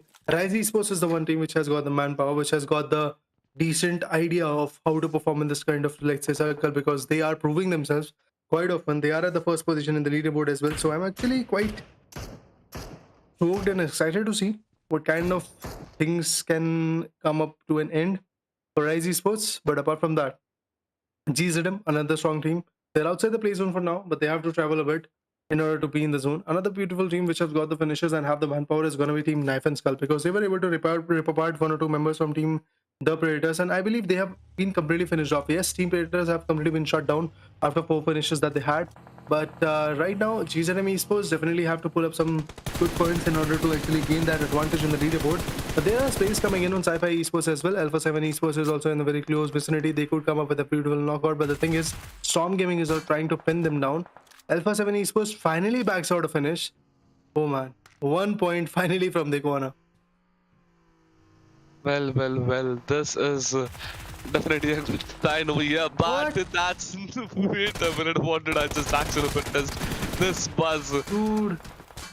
Well, Raider, why did you actually appreciate it? That's going to be a thing. It is because of you. They were quite surviving. They were managed to secure 1 finish point, but as we appreciated them, they went directly into the elimination point, and well, the rider, what rider? Definitely a rider provider. That's going to be definitely a thing. I actually appreciate the driving level, and he jumped. Instead of applying the brakes and turning out somewhere or being panicked, he knew what he was doing. He was so into it that he went directly straight for it and aimed it exactly. And that was absolutely beautiful. 1v2 and managed to grab 2 points into his account right now. But the zone has again started to shrink. Well. Team EYC, they also... Okay, wait a minute. They are actually currently inside the circle and that are in a good position with height advantage. All the height advantage that they want. There it goes. Rise Esports with all of the formulas surviving 2 elimination points. If I'm not wrong, this is going to be the last match. So, yup, I'm thinking that they will, trying to maximize the points that they can from this particular match. They won't be trying to peep out much. They will try to hold on to the game till the very end and maximize the number of elimination points as well as the positional points that they can from this particular one part. Definitely the circles had a different plan. The gods of PUBG had different plans, and there it goes. Team Rise is currently out of the circle. They need to jump inside the circle as soon as possible, but the other teams, they are also jumping in. 19, 27 players, and it's going to be Team EYC Gaming facing a bit of difficulties while meanwhile getting inside the circle. And I guess it's no revival for Cello as even the other players are facing a bit of a personal situation from the enemy team and players. But meanwhile, Team INCO Gaming squash over here, trying to find out a good angle to eliminate out the enemy team player. Only 2 players are surviving from Team Storm. Meanwhile, Lot Well, he was quite low on HP, but definitely he, punched himself up with a good amount of consumables and health kits. But Lanzan, on the other part of a hand, he has three finishes, and this team, Storm Gaming, has total 7 finishes. Meanwhile, Vitali GM eliminates out one more player from Team Rise, and yeah, the kill feeds are definitely jumping up. Now the chaotic situations are about to begin much higher, and the circle is way too close. You can say the breathing space is extremely low, and the players are still high. 1923 players, but definitely it's luckily it's not an open patch. It's an open patch, but surrounded with a lot of bridges, which the players can definitely be utilizing it for the benefits. Indeed, they could, but right now, if I talk about the impact coming from Knife and Skull, this is going to be a very fruitful match for teams like Rise Esports because they're trying to pin them down, and they're pretty much successful in it. Look at that, there are quite a few clashes coming in. Shots are there, the damage is definitely there, but still Rise Esports is trying to just completely pin them down. Knife and Skull is the team which is trying their level best to find that opportunity, but it's not possible. Look at that, 4 amazing finishes. Black Dragons on the other corner gets finished off by Nunes. What a beautiful impact by that particular guy, but another beautiful 1v2 is coming in. Look at the spray. Syndra was about to get compromised by the play zone. He's actually going to get knocked out, but the finish could come in by the other guy. It seems like that if Knife and Skull is going to get the finish, it's going to give the finish to the play zone. That would be a little bit more fruitful for them, but Rise Esports, they're constantly trying their level best to wreak havoc onto them. But from the back end, there is a spray coming in. It's INCO Gaming which is completely trying to shut them down. This is a match to be precise, where Rise Esports have to do everything that is possible in the hands. They have to bag out a win a second if that's possible, and then the buffer will be there on an optimum level. But GZM Esports, 6 amazing finishes from the corner. They are also definitely trying to survive. Storm Gaming is also about to go down because the way INCO is trying to perform, they're trying to shut down every single possibility that is there of survival. Trash on the back end area is also going to go for the survival. Black Dragons already gets compromised. They have been finished off. EYC is there. GZM is there, Supremaster is there, Honor Souls is there. These are the 4 teams which are pretty much outside the play zone, but in the play zone, we have got teams like Rise Esports and INCO. Both of them are there in the fight, but we have a knockout coming up, and that's EYC popping out one from GZM Esports. Well, exactly, and there it goes. GZM Esports, trying to maximize the points in this one. They still have one player knocked out who needs a revival, but is the revival procedure on? Is the player getting revived? And exactly, the answer is going to be yes. He was being revived onto the backside, but 6 teams, 15 players right now, and there it goes. As I say, another player has been knocked out. Team Rise with all of the 3 players surviving. The teams are also surviving by the circle. There it goes. As I say, the zone has started shrinking. The teams and players, mostly every individual team is currently at the circle. They need to get inside circle as soon as possible. Team all souls into a bit of troublesome situation. Team E by C, Guardian is going to be that now solo player from the particular team. I don't think he can stand for a much stronger duration either because he has already revealed out his location to team on its souls. He is going for the push.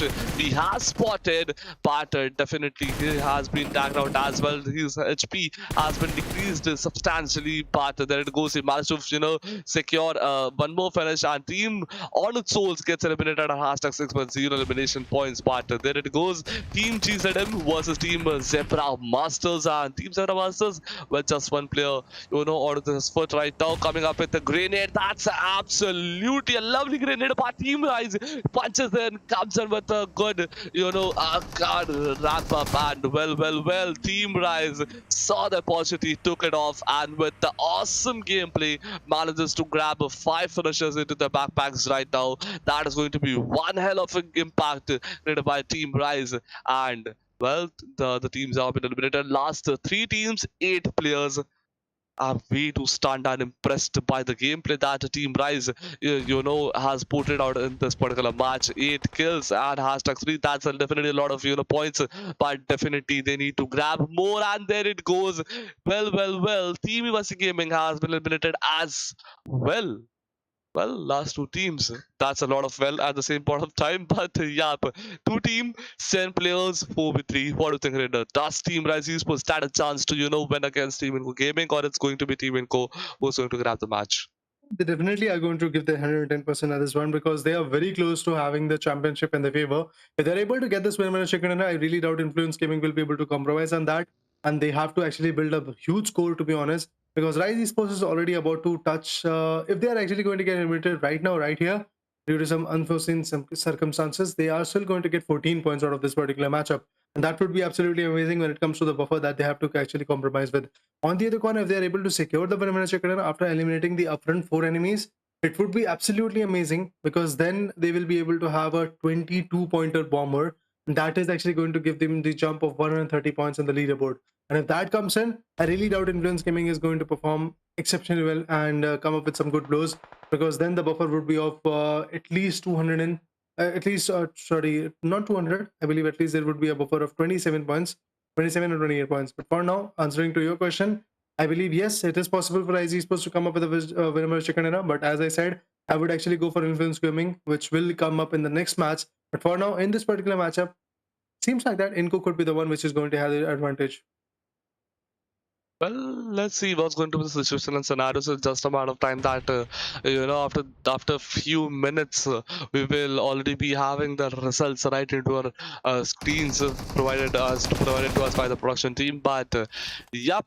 57.14% of winning the match goes to Team INCO Gaming, and just 42. Well, I'm just saying just because only two teams are there, so yeah, 42.86% of winning ratio. We have for Team Rise 3v4, 8 kills for Team Rise Esports and 5 kills over here for Team INCO Gaming. Both the teams are pushing the zoners, jumping in as well.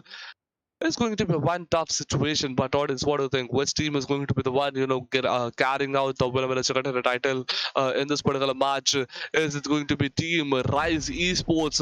One last chance over here for them to, win this particular one, so that for especially for week 2, well, there will be a week 3 as well, but definitely week 2, this is the last opportunity. Can they grab it out? Let's see. Let's have a look at that point. But the zone is about to string with the time span of less than 7 seconds. Team INCO, they are also completely ready. V2 2K, well, he has at a completely different location, quite too far, but Mufasa is definitely holding on to that point. But the team Rise Esports players are way too closer than expected. One good grenade and all the 3 players can easily be tagged off. Completely possible, no doubt on that. But for now, seems like that a beautiful nade comes in from Ninebete, and just like that, a beautiful opening has been created. This is the opportunity where Rise Esports is going to get compromised. The spray news is not looking that good. Look at that, S12K is actually there. S19 and 7, to be honest, a short girl could actually compromise the deal, and just like that, it's done. Rise Esports, what they had was a 14-pointer game, and it's INCO. All thanks to them, they are actually going to bag out the beautiful winner chicken with 18 points, I believe. And soon the screens will come in, and that will tell us what kind of score was there between INCO and the other team that was there, like Rise Esports, if I talk about them specifically. But yes, INCO Gaming is the one team. I'm happy to see them actually acquiring this beautiful winner chicken dinner. That's a deserving team, to be honest. And yes, it is an 18-pointer game. Hashtag 13 is the position that they are actually going to get very late. But yes, a chicken dinner indeed from the corner. That shows that they are capable of destroying the lobby. Well, exactly. Team INCO Gaming with awesome, points from this particular match. 8 elimination point, 10 placement points. At a point of time, I thought that Team Rise can, win this match, but well, they also tried out their level best and grabbed the maximum points that they could have from this particular one. But Vital GM is for eliminations. Nene.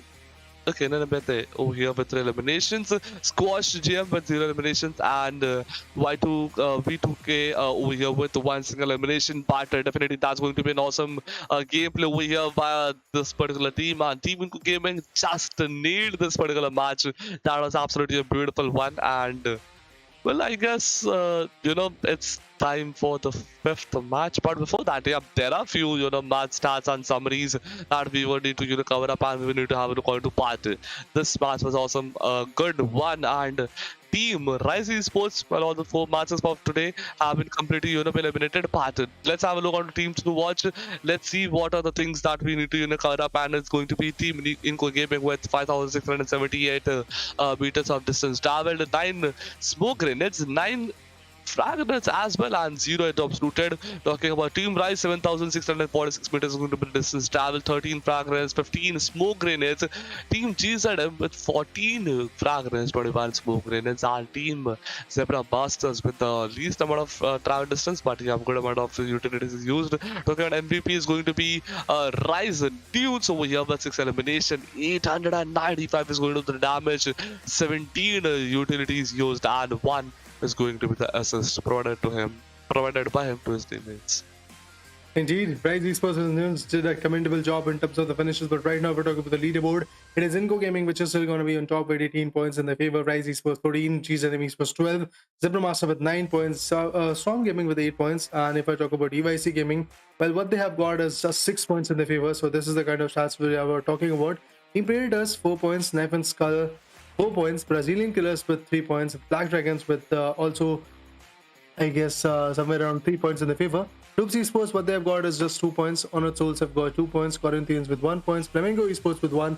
Alpha 7 Esports with 1. Sci-Fi Esports with 0 points. Well, exactly. That's going to be the situation and scenarios, but I'm quite happy that at least one single point has been secured over here by Team Alpha 7 Esports, and they are not at the top, at the bottom most. They're at least onto the second last point.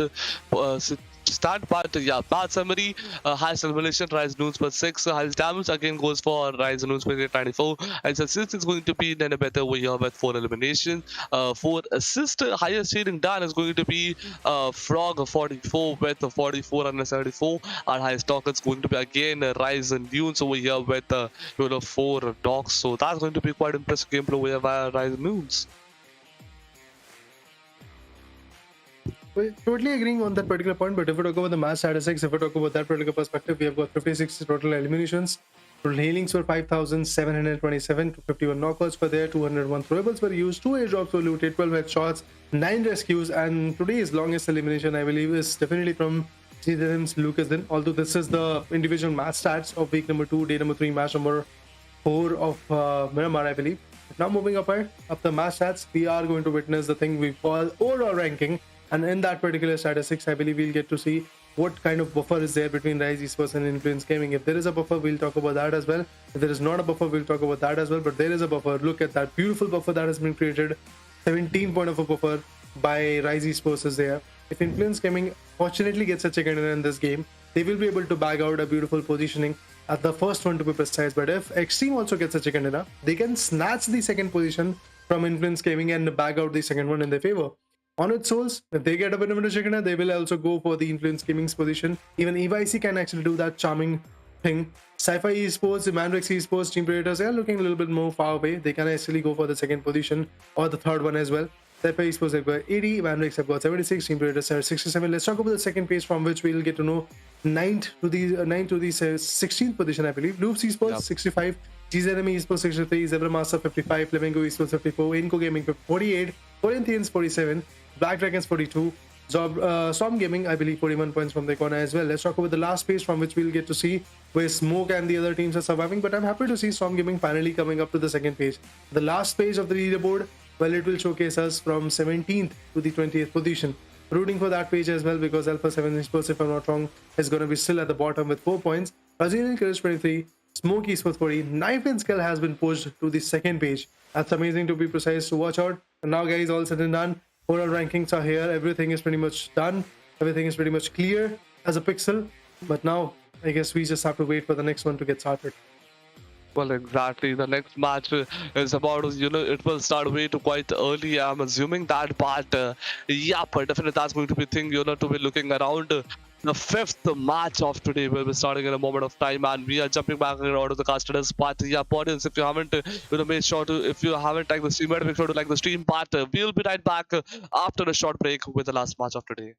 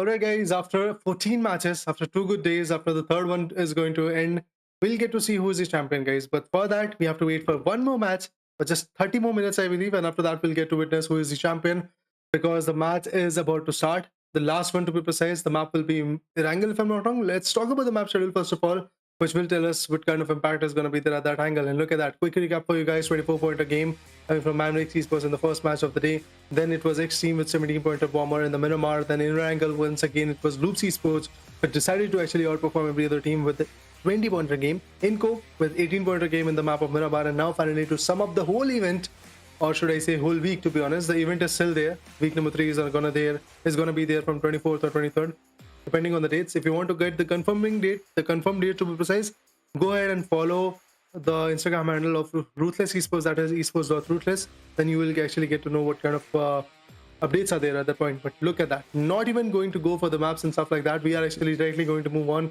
very soon to the maps, very soon to the fights, very soon to the flight path as well, because this is the map of ERANGEL which is going to sum up every other thing. This is the map of ERANGEL which will tell us, is Influence CHEMIN going to snatch the first position, or it is Rise Esports which is just going to remain at the top and maybe pack out the event. From the past 3 days, Rise Esports was doing the same thing. They were trying to be consistent and trying to deliver the best that they could. And now it's looking like Influence CHEMIN has to do everything that is there in their hands to just compromise their pack and gain this one in the favor. Well, this is the last match of the week, and well, I'm way too quite excited, for this particular one, because as you said that Rise Esports, it's going to be a question like whether Rise Esports is going to be, maintaining the first, location, or else it's going to be Team Influence CHEMIN who is going to jump beyond them.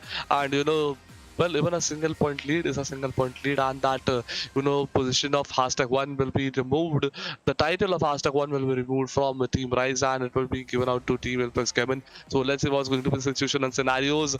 One wrong move and it's the end over here for Team Influence CHEMIN. Well, not actually the end, but definitely, yeah, but they won't be able to, grab that first #1, or you can see the champ is started path. The flight path is going to be diagonal flight path, favoring the western regions once again. Starting off from the Jordan city, in the southern city, it's going to be starting off with on another western flight path and ending out at the, well, you can say that centric southern, yep, exactly, behind the Social Community base. The players have already taken a dispatch.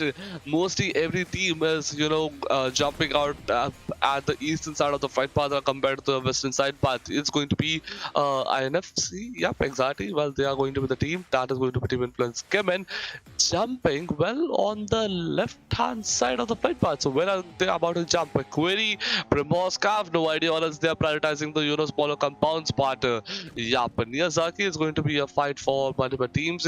At Jordan containers, it's going to be one single team. Team Spoke, but near the regions of Gatka, it's going to be multiple teams.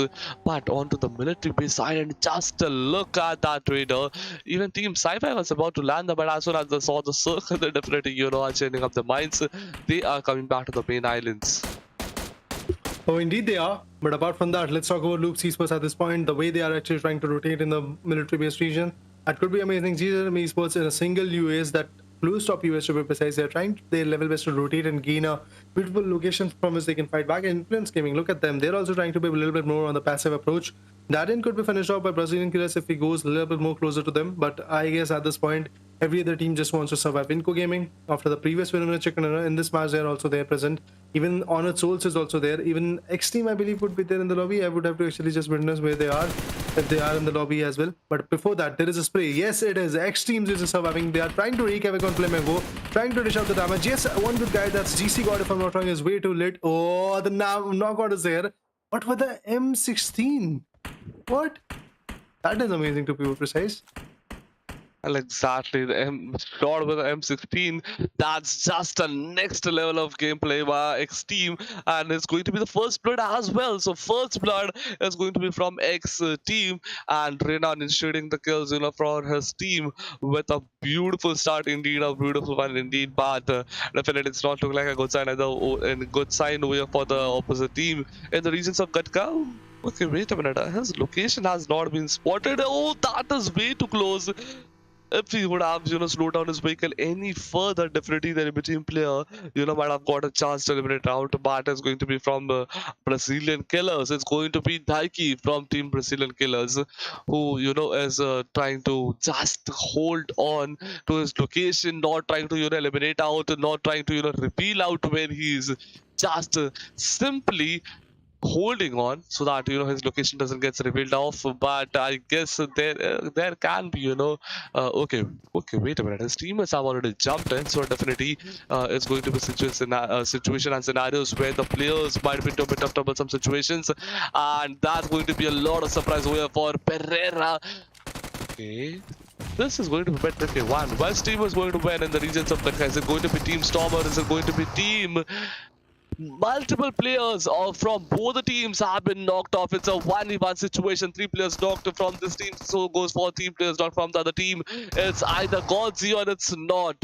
So you are either becoming God or you are becoming or not. So definitely, let's see what's going to be the situation. DBS, okay, shotgun versus shotgun, 1v1. Yup, that's a big responsibility over the shoulders of these 2 players. And well, if you end out getting eliminated, not even the whole region of Gatka, and as I say, it's going to be not eliminating out a team Brazilian Killers, and Team Storm is continuing further into the match with all of the remaining players. Yeah, the real procedure has been currently on. They are getting inside. The doors have been closed, shut quite fast, and yeah, without any player loss, without any casualties, Team Storm manages to grab 4 finishers into the boxes during the very early stages of the match.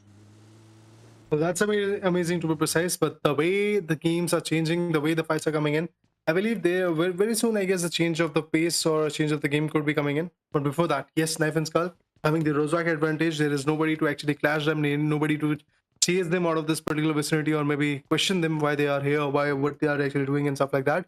But apart from that, yes, I'm quite happy to see this team having the DBS advantage and guns like that. Black Dragons on the other corner is actually there in the Yasanaya Polyana region. The biggest compound that you get in the particular map of ERANGEL is here at the question by the team known as Black Dragons. If I'm not wrong, you can easily have 4 squads looting in the same area, in the same compound of Yasanaya Polyana. That's huge. That's how huge this compound is. But apart from that, there is nobody to clash. So it's a great opportunity for Black Dragons to have whatever they want, because they can easily get the level 3 West helmet as well. They can get the M4s, they can get the Kar 90s, they can get these scopes, the mid kits, the utilities, everything that they want. And look at that. There is even a bicycle, the foldable one, in the vicinity. So this is how beautiful Yasna is. Apart from that, Influence Gaming, which is on top at the second position to be precise, not just on top, on the second position. They are still surviving, they are still there. But the loss of Brazilian Killers, that's going to be detrimental. And Storm Gaming, after having those 4 amazing finishes, they're definitely going to be happy. INCO is already rotating. There could be a fight between Mandrakes and INCO. If that is actually going to happen, that would be lovely to watch out. Well, exactly, that's the thing to be watched out. But there it goes once again. Another push. Is there going to be another push? Is there going to be another teams batting out for the for the lives, or it's going to be an easy one in gaming at this particular squad house, and the other team at the very opposite in the regions of poaching key. But the circle is shrinking, the zone is shrinking. MANDRAKES Esports trying everything they have that into their hands right now, with all of the 4 plus surviving with 76 points. Well, they are at a quite good location, just 4 points, and well, they can be really, above Team Sci-Fi. But don't forget that Team Sci-Fi is into 4-point leads, and they still have all of the 4 players surviving. That means they can grab much more points and get, up above Team Honest Souls. But Team Honest Souls, they're also into that momentum, they're also into that pace. So let's see what's going to be the situation and scenarios. But Team Influence CHEMIN with 105 points and already achieved and 0.0 individual point, they have achieved in this particular one. So let's see what is going to be the situation and scenarios for Team Influence CHEMIN. But XTEAM, I guess they have a lot of chance to get that #3 position into the match right now. Indeed, they have INCO with Ali GM, V22K. The other guys, they are trying to rotate. They're pretty much close to the vicinity of Pochinki, as I said. Mandrake's Esports is there trying to contest it, trying to actually compensate this particular fight. But if I talk about Nenebete, that's a guy who is pretty much keen on taking out a lot of frags. He's got the level 3 West helmet, which is absolutely going to be amazing. Team Predators on the other corner is trying to rotate towards the military base bridge. There's the rotation coming here. We have got red, blue, player 4, player 1, player 5 are there. These are the 4 members standing from Team Predators. Definitely not a very good match to be precise from their corner in the last few matches, but definitely this is the match.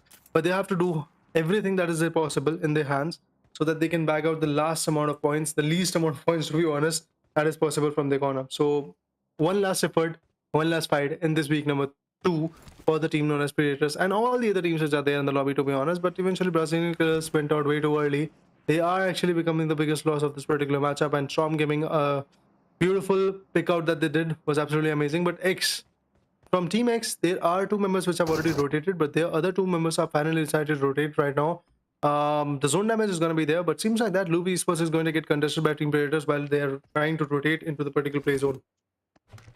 Well, exactly. And talking about play zone, the zone is about to be shrinking within a time span of less than 5 seconds right now. And a few of the teams are way too far, like, to the circle right now, which is right now. But there it goes, another circle has jumped in. And okay, it's quite a good, soft medium shift. You can say that, and it's going to be beneficial for the other teams and players. Imagine the circle, shifting near the Georgia Pool areas and the water locations. That would have been a long, long way for XTEAM and the other teams, which are way too far already from the current, zone shrink area. So yep, let's see what's going to be the situation and scenarios. But yep, Team Mandrake are not at a good location, you can say, but there it goes. It's going to be Smoky Sports, Matthews, who jumps in and comes to loot out the drop, because he knows that looting and drop is definitely going to be beneficial for him as well as for his team. You can not only get the the drop weapons, but also the gears, the utilities that are inside the drop. And with that help, definitely you can have a good chance against your enemies. But the next circle is about to be start shrinking within a time span of less than 30 seconds. And Team INCO Gaming, they have already spotted our Team Storm. Meanwhile, Team Storm items, they have also spotted Team INCO Gaming. Exactly, Scorch was already being spotted off. He has been tagged beautifully at the same point of time. Team Storm Gaming managed to have secure 4 eliminations, 2-2 each.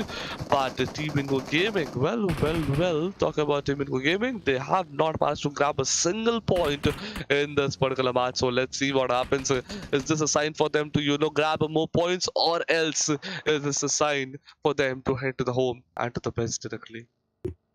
Even the least amount of points can change the pace of the game, and exactly I'm actually trying to figure out what will happen at this point, because INCO and Storm, both of them are very close. Now they're rotating because they want to actually be in the next particular play zone, which is going to be there, and already there is a shift of second play zone which is there. So yes, they are trying to rotate. Yes, they're trying to figure out a beautiful rotation that can actually help them a lot. But these 15 teams, 58 players are what can change a lot of things in the game. So there are some rotations that is going to be questionable. There are some things that are going to be questionable. For example, if we talk about the takedowns, it is actually going to be very important. INCO is there trying to focus a bit more on their teammates, trying to focus a bit more on their rotations. There is a guy always on the back who is trying to provide the cover from the back end, so that if there is a clash coming from the backside, he could be the one who is going to easily compromise that particular clash and eventually fight for the teammates of INCO Gaming. From SCCP's perspective, there is a rotation coming in, but on the left hand side, I believe there was a team. I was unable to read the name, but then I guess we did saw actually some pixels coming in. Loops Esports is trying to rotate, but fortunately there is Team Predators already trying to gatekeep them. Fortunately for us, unfortunately for the team, to be honest.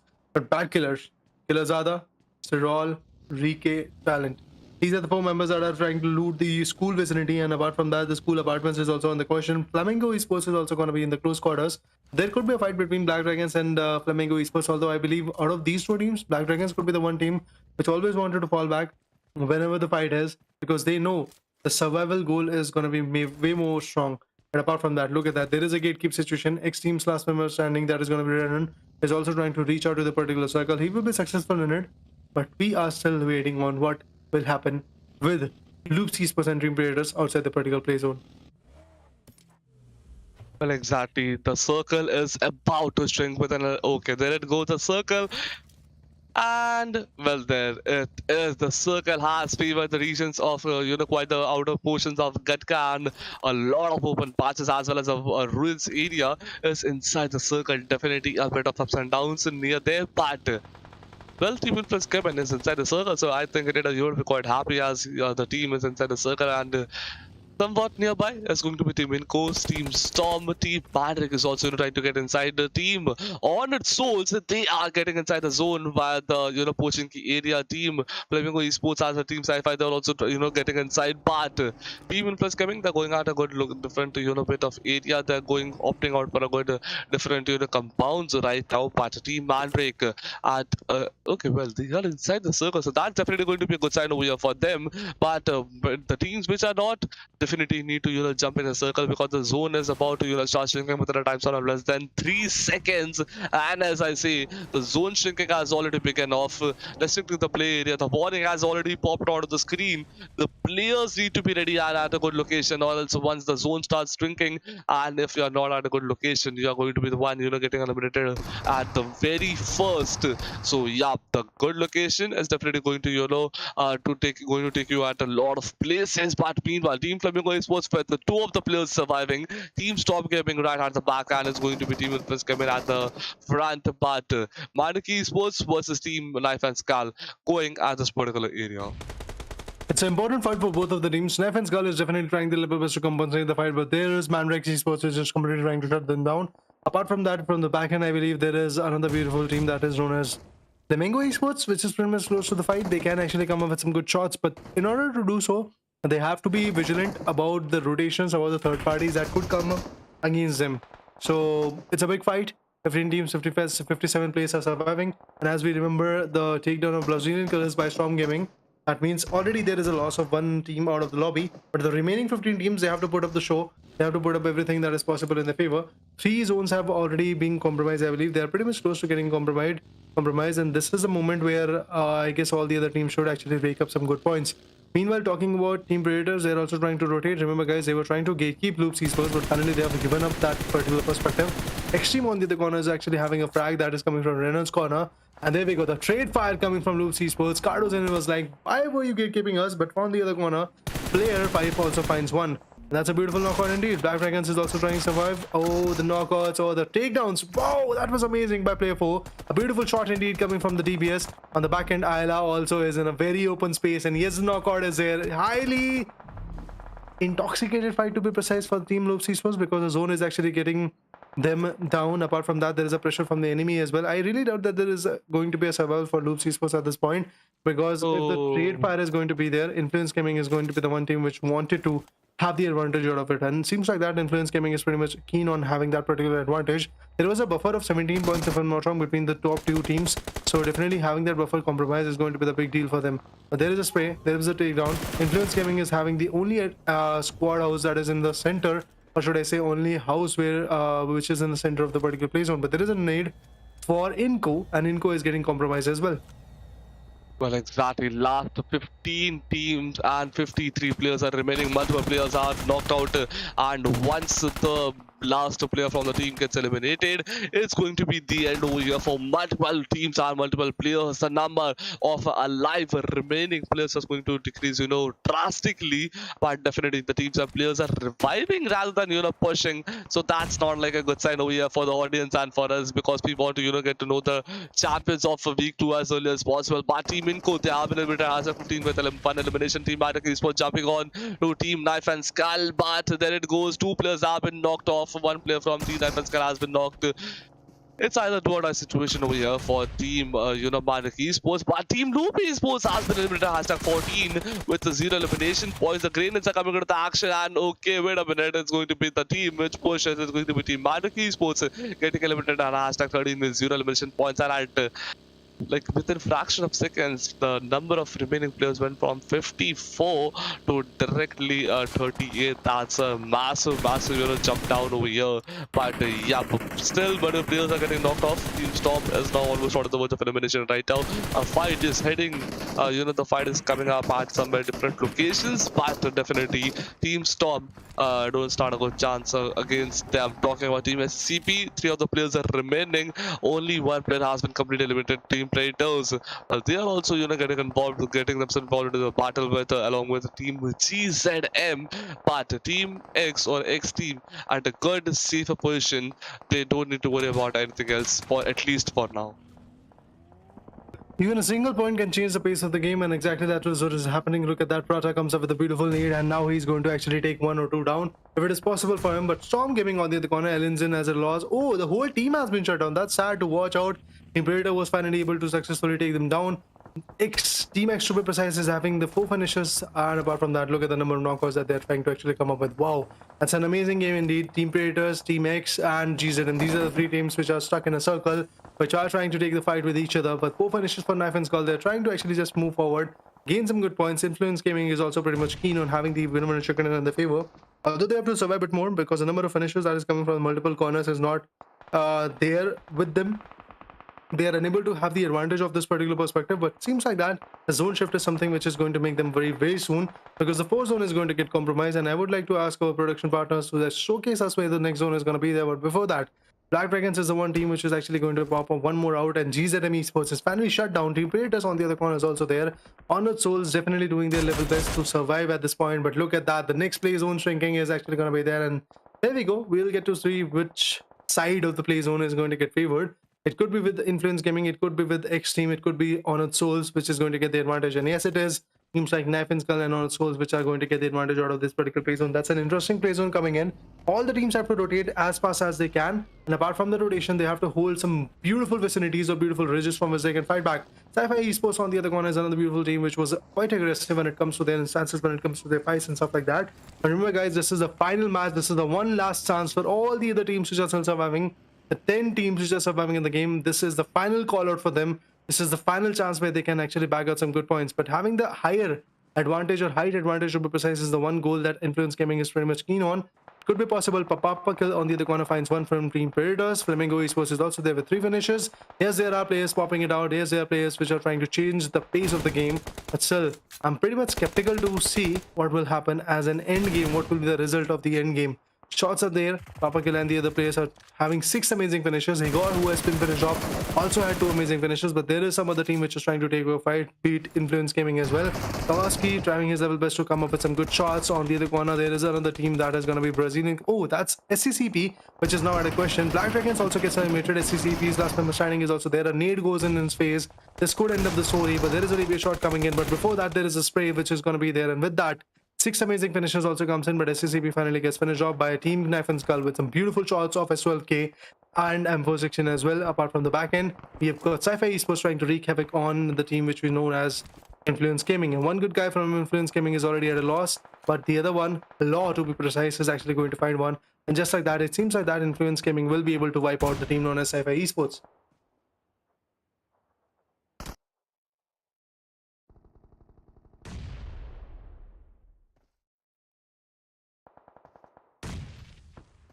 Indeed, guys, on the other corner, Influence Gaming is definitely trying their level best to rotate and figure out a rotational aspect of this particular fight. Although it won't be that easy. There is a Groza with Matthews. That could be a very credible gun if the usage is right, if the takedown is actually going to be amplified. But I really hope that this takedown is going to be on point. On the other corner, we have got players like Knife and Skull. We've got teams like Honored Soul which are surviving. These are the top 7 players which are there in the lobby. But in order to secure the win with Legit Arena, in order to have the advantage of #1, they have to gather at least 18 points. I'm talking about Influence Gaming, which is looking really difficult at this point. Well, exactly, and well, last 7 teams and 20 players are surviving into this particular one. Team Influence Gaming, they're trying at the level best because they want to, maximize the number of points they are getting from this particular one, so that they can jump up into the points table and go right ahead of Team Rise, even if it's just by a single point. That's going to be benefiting them a lot. But there it goes. The zone is about to shrink, and it's again not favoring the Influence Cam, and well, they would need to jump, they would need to get inside a circle, and that's going to be a bit of troublesome situation. But yeah, but Team Flamingo Esports is a bit ahead of them, so it's going to be 2v3 situation if they go against Team Flamingo. But Team Knife and Skull is definitely going to push from this side. They are definitely going to make a lot of impact onto that team because they know that they have a bit of height advantage. They have an open patch right ahead of them. So why not utilize that to, hold on to a team influence campaign and put them under a pressure? And there it goes. Team Peters eliminated #6 with 7 elimination points. Team influence campaign looking not so good right now. One grenade, one Oh, utility that action need. field. There it goes. Azuda with his awesome grenade. Law has been taken down. One more player is about to get knocked off. And meanwhile, Golden Oh, with can it be a golden hand for him? Can it be a golden lucky charm for him? Is team influence Kevin going to be eliminated right now? I don't think so. That's going to be oh. happen. But yeah, team influence Kevin eliminated #5 with 5 points. Well, that's going to be a tough thing to look at whether they are, still at the second or they are at the first. That's the thing that we'll need to have a look at later on. But definitely, Team Honor Souls are still surviving with all of the 4 players to eliminations. Team X with 3 players and 8 eliminations. But Team Honor Souls, they are pushing way too hard on the Team Life and Skulls. They already know the location. One player has been knocked out. One player is extreme low HP. That is going to be Zuto, who hasn't got a chance to revive himself. But there it goes. And then over here was a bit aggressive. He went ahead, but he has knocked out as well. Last solo player Trash is surviving in this particular one. There it goes. Ratu Boy coming up with his UMP, coming up for a good connection. And one more team that is going to be Team Life and Skull gets completely eliminated from this particular match at #4 with 10 elimination points. Last 3 team, 9 players is going to be Team X, Team Honor Souls, and Team Flamingo Esports surviving. Team X with 8 kills, 41.22% is going to be winning chance. Team Honor Souls with 6 elimination, 32.52% is going to be their winning chance. And Team Flamingo Esports with 2 players, 3 eliminations, and 19.86% is going to be their chance. So yeah, but okay, well, eventually it's decreasing as the player getting knocked off, and well, Team Flamingo Esports gets completely eliminated and thrown out of this particular match at #3 with 3 eliminations. So it's now XTEAM and Team Honor Souls. Talking about the circle is shrinking. Which way will be favoring? That's going to be a thing to be considering upon. But the circle had somewhat different mindset. It went exactly center, but a bit too far from one player of XTEAM. So yep, all the 4 players surviving is going to be a 4v2 situation from which one player is still locked from XTEAM and only one player that is going to be Pubg surviving. So this is going to be an easy win over here for Team Honored Souls, and Team Honored Souls have won the match with 11 beautiful finishes into the game. Well, it seems like that. Yes, of course, if I talk about X team, they can easily come up with some 1 or 2 finishes if it is possible from the corner. And they're definitely trying to go for it. Look at that. They're trying to spot. Oh, yeah, the knockout is there. Papa Kill is actually going to find one on the other corner. It's another beautiful 1v1 that is going to be there against Papa Kill and Ninho. These are the 2 members which are there, trying to take up a fight. Although it won't be that easy, but definitely this is what they have to come up with. So look at that. The trade fire is going to be awesome. Papa Kill wants to heal himself. He wants to repatch himself, and he's going to do that. And Katsu was actually giving a very beautiful cover. This was absolutely amazing. Now Katsu is going to heal, and there is another guy who's going to give up the cover. Well, as you said, Averted, it's easy for a Team Honor Soul to actually back out the winner chicken dinner. But when the competition is known as Team X, they can be quite credible. As we all know, X's can be brutal. Well, I was not even expecting that one, but definitely I somewhat knew to my mind. But let's see what the power, X beholds the power over here as. Okay. I don't mean what you are thinking about, but I'm talking about X team, and Team X is now on the verge of elimination. Papa Kill with that solo elimination. Well, with the solo player starting from the particular team, like he is going way quite ahead 2v1 situation. Apical trying out his level best, but 1v2. That's a bit, troublesome scenarios over here for him. The zone is shrinking, and well, there it goes. I so knew that it wasn't any much chance because he was not at that good location, and it's going to be Team Honor Souls, the team which has won the very last match of the week 2, day 3, the map of Miramar, and it's going to be another Team Honor Souls. Let's have a look at the stats as well, like which will be presented to you before your screens within a short span of time. But Team Honor Souls, what a gameplay, what a performance. Well, just dominative.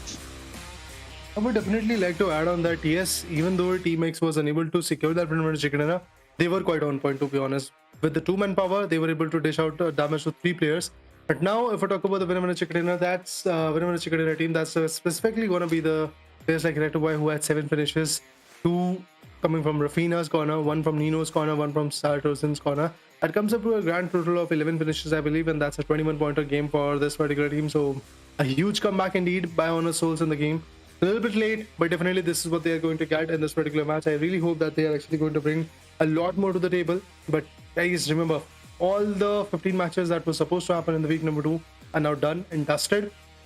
Now we have to wait for the week number 3, but before that we'll get to know who is the champion, who is the one who is going to be on top, who is the one who is going to get the advantage of the $300 and be laughing today after playing 15 matches, after playing 12 matches to be precise, because from every group, every single team was going to get 4 matches each day. We have 3 days. That comes to a grand total of 12 matches per team, per player, per team to be precise, whatever you want to call it down, per team, per group, per player. So yes, as a whole we had 15 matches, but every single team had an advantage of playing 12 matches. And out of those 12 matches, the number of matches when it comes to the maps was pretty much similar. We had 6 ERANGELs, we had 6 MIRAMAR divided into each. We were divided into 2. So definitely it was absolutely amazing, no doubt in that. But the hopes that we had of Influence Gaming coming back quite strong in the game is completely down to the dust right now. Let's talk about the teams to watch first of all, so that we can witness what happened in this particular matchup. So first of all, we have got Honored Souls, which was able to travel for 70 to 147 meter. 12 nades from the corner, 13 smokes, 1 airdrop was also looted. From the other corner, it was XTEAM, which was able to travel pretty much close to 9,500 meters. 12 nades, 14 smokes, and on the other corner, it's Team Knife and Skull. 5,413 meters is what they were able to rotate. 10 nades, 24 smokes were there, and pretty much close to 6,000 meters is what the rotation was of Team Predators, where they used 7 nades and 23 smokes to be precise. Well, exactly. That's going to be the thing. But talking about MVP, it's going to be another Papa kill with 4 eliminations.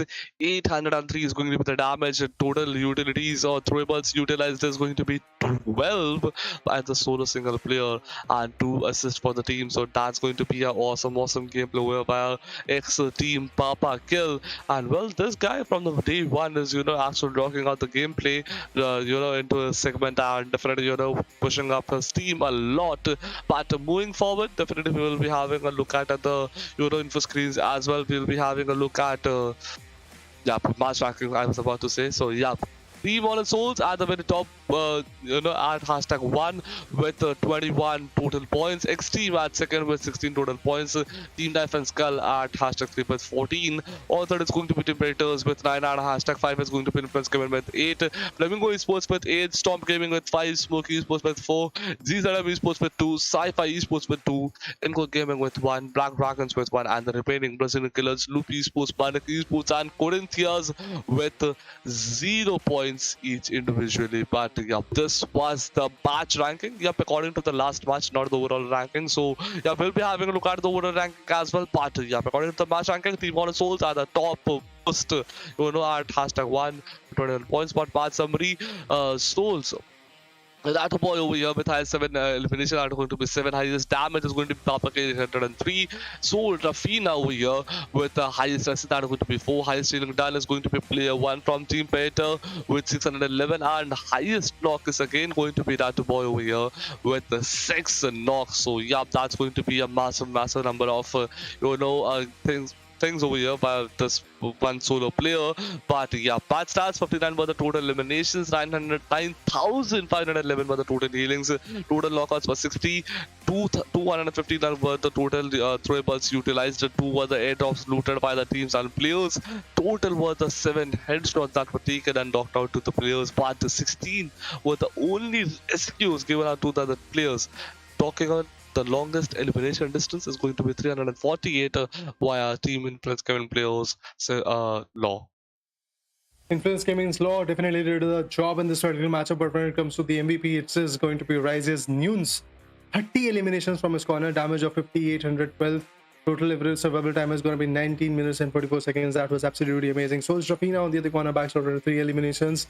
For Nino, we had 19. And from Team X, we had 31 kills. I believe that is the highest amount of finishes that anybody has got in this particular whole tournament or series or week, whatever you want to call it out. But apart from that, Souls Boy 19 finishes from his corner. The damage was so on point.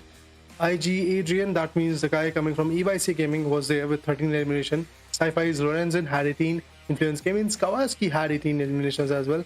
Access Rigor had 17. Rises Mufasa was also there with 16 eliminations. This is all about the MEP ranking, guys. Now moving up ahead, I believe we are actually going to talk about some more statistics. For example, if we talk about the team which was actually going to have the highest amount of points, we'll get to know about them very soon when the overall ranking will be there. So hold on, guys, to your chairs or belts, whatever you are on right now. But overall fraggers, well, let's talk about them. Papa Kill definitely being on top with the damage of 4,551. Rises Nunes was actually on the second position, which had 30 finishes and 58. 12 is actually going to be the right amount of damage that he was able to dish out. Souls Rafina, or should I say Honored Souls Rafina, 23 eliminations, 5,021 is going to be the damage. Influence Cayman's Esports was having Law, 20 finishes, 3411 is going to be the damage that he was able to dish out. From Honored Souls, there is another guy in this overall top fragger list, and we have got 19 eliminations from Ninho's corner, and the damage was pretty much close to the 5,000 point marker. Well, exactly. That's going to be the overall fraggers, but overall rank, the moment that we were actually waiting for, is going to be Team Rise Esports at the table top with 122 points. The champion of this week 2 is going to be then Team Rise Esports with 122 points. Influence coming at hashtag 2 with 113 points. At hashtag 3 is going to be Team X or XTEAM with 110 points. Just a 3-point difference. All 16 could have been at the second position, but on fourth is going to be on its own with 110 as well. One single point and they could have, gotten that prize pool, but yeah, PVC at hashtag 5 with 83, Sci-Fi Esports with 82, MANDRAKES with 76, and Team Predators with 76 as well at hashtag 8. But let's move on to the, second page of overall ranking, and well, let's see, like, which other teams are going to be, over here. So Loop Esports at hashtag 9 with 65 points, GZM Esports with 65 points as well. Flamingo Esports at hashtag 11 with 62, MIRAMAR at hashtag 12 with 55, Knife and Skull with 54, INCO Gaming with 49, Corinthians with 49, and Storm Gaming at hashtag 16 with 46 points. So yeah, definitely the teams and players have jumped up. The gameplays are definitely increased as the number of matches have increased. But yeah, I'm talking about the very last page. We'll move on to the last page and let's see like what are the differences and how much difference the last teams have made out. But Spooky Sports at the hashtag 17 with 44 points, Black Dragons at hashtag 18 with 43, Brazilian Killers with hashtag 19 with 23 points, and Alpha 7 Esports at hashtag 20 with just 4 points. Well, if they had hashtag 3, I would have said 1 point each day, but definitely they have 4 points, so that's going to be a good thing. But definitely not so good thing to be sharing about. But Raider, all the days have ended of week 2, all the matches have ended. Like the results are after post match 5. What do you want to say? Well, I guess the best team won, the consistent one won, and eventually, if we talk about the consistency, it was actually being shown by quite a few teams, but eventually, those teams which are having the highest amount of winner chicken dinners, the highest amount of aggression, even in the last match, Rise Esports, which Rise Esports, I mean, whichever the last match that they played, I believe that was the fourth one, the map of Erangel to be precise. They were quite decent, quite aggressive on it. And the number of points that they were able to dish out was absolutely amazing. And I'm quite happy, to be honest. I'm looking forward to see week number 3, what will happen in that week as well. Because that week will be full of some more joyous performance, some more aggressive ones. So looking forward to that as well. But for now, guys, yes, this is the end. This is it for the day. This is it for the week number 2 of the PUBG Mobile Ruthless Pro Scrims presented by Ruthless IP Esports in the Brazilian scenario. Well, another week number 3 is going to get started very soon. In order to get the updates, you have to just follow us on Instagram handle. That is going to be the esports.ruthless. That's the official handle of Ruthless IP Esports.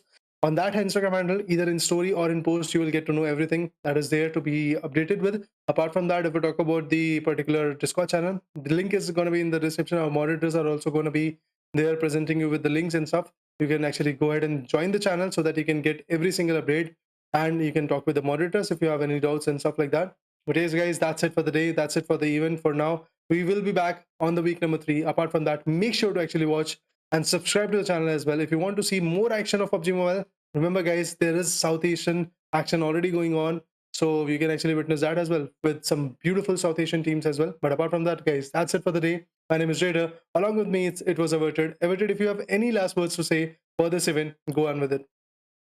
Well, actually, I have nothing to say, much because I already knew the result that is going to be none other than Team Rise Esports at the top, and Hmm. well, you were with CHEMIN Esports. I was with Rise, so Rise won, and Kevin came second. So I'm quite happy, and definitely, I would be rooting for Alpha 7 as well to come up with some good strategies and good lineups, and win other events. But that's it from all my side, and yeah, make sure to hit the like button, make sure to follow everything, and we'll be seeing you. We'll be back over here with week 3, same timing, and some other day. Until then, guys, peace out. Thank you for joining us. Love you all. Bye bye. Yeah.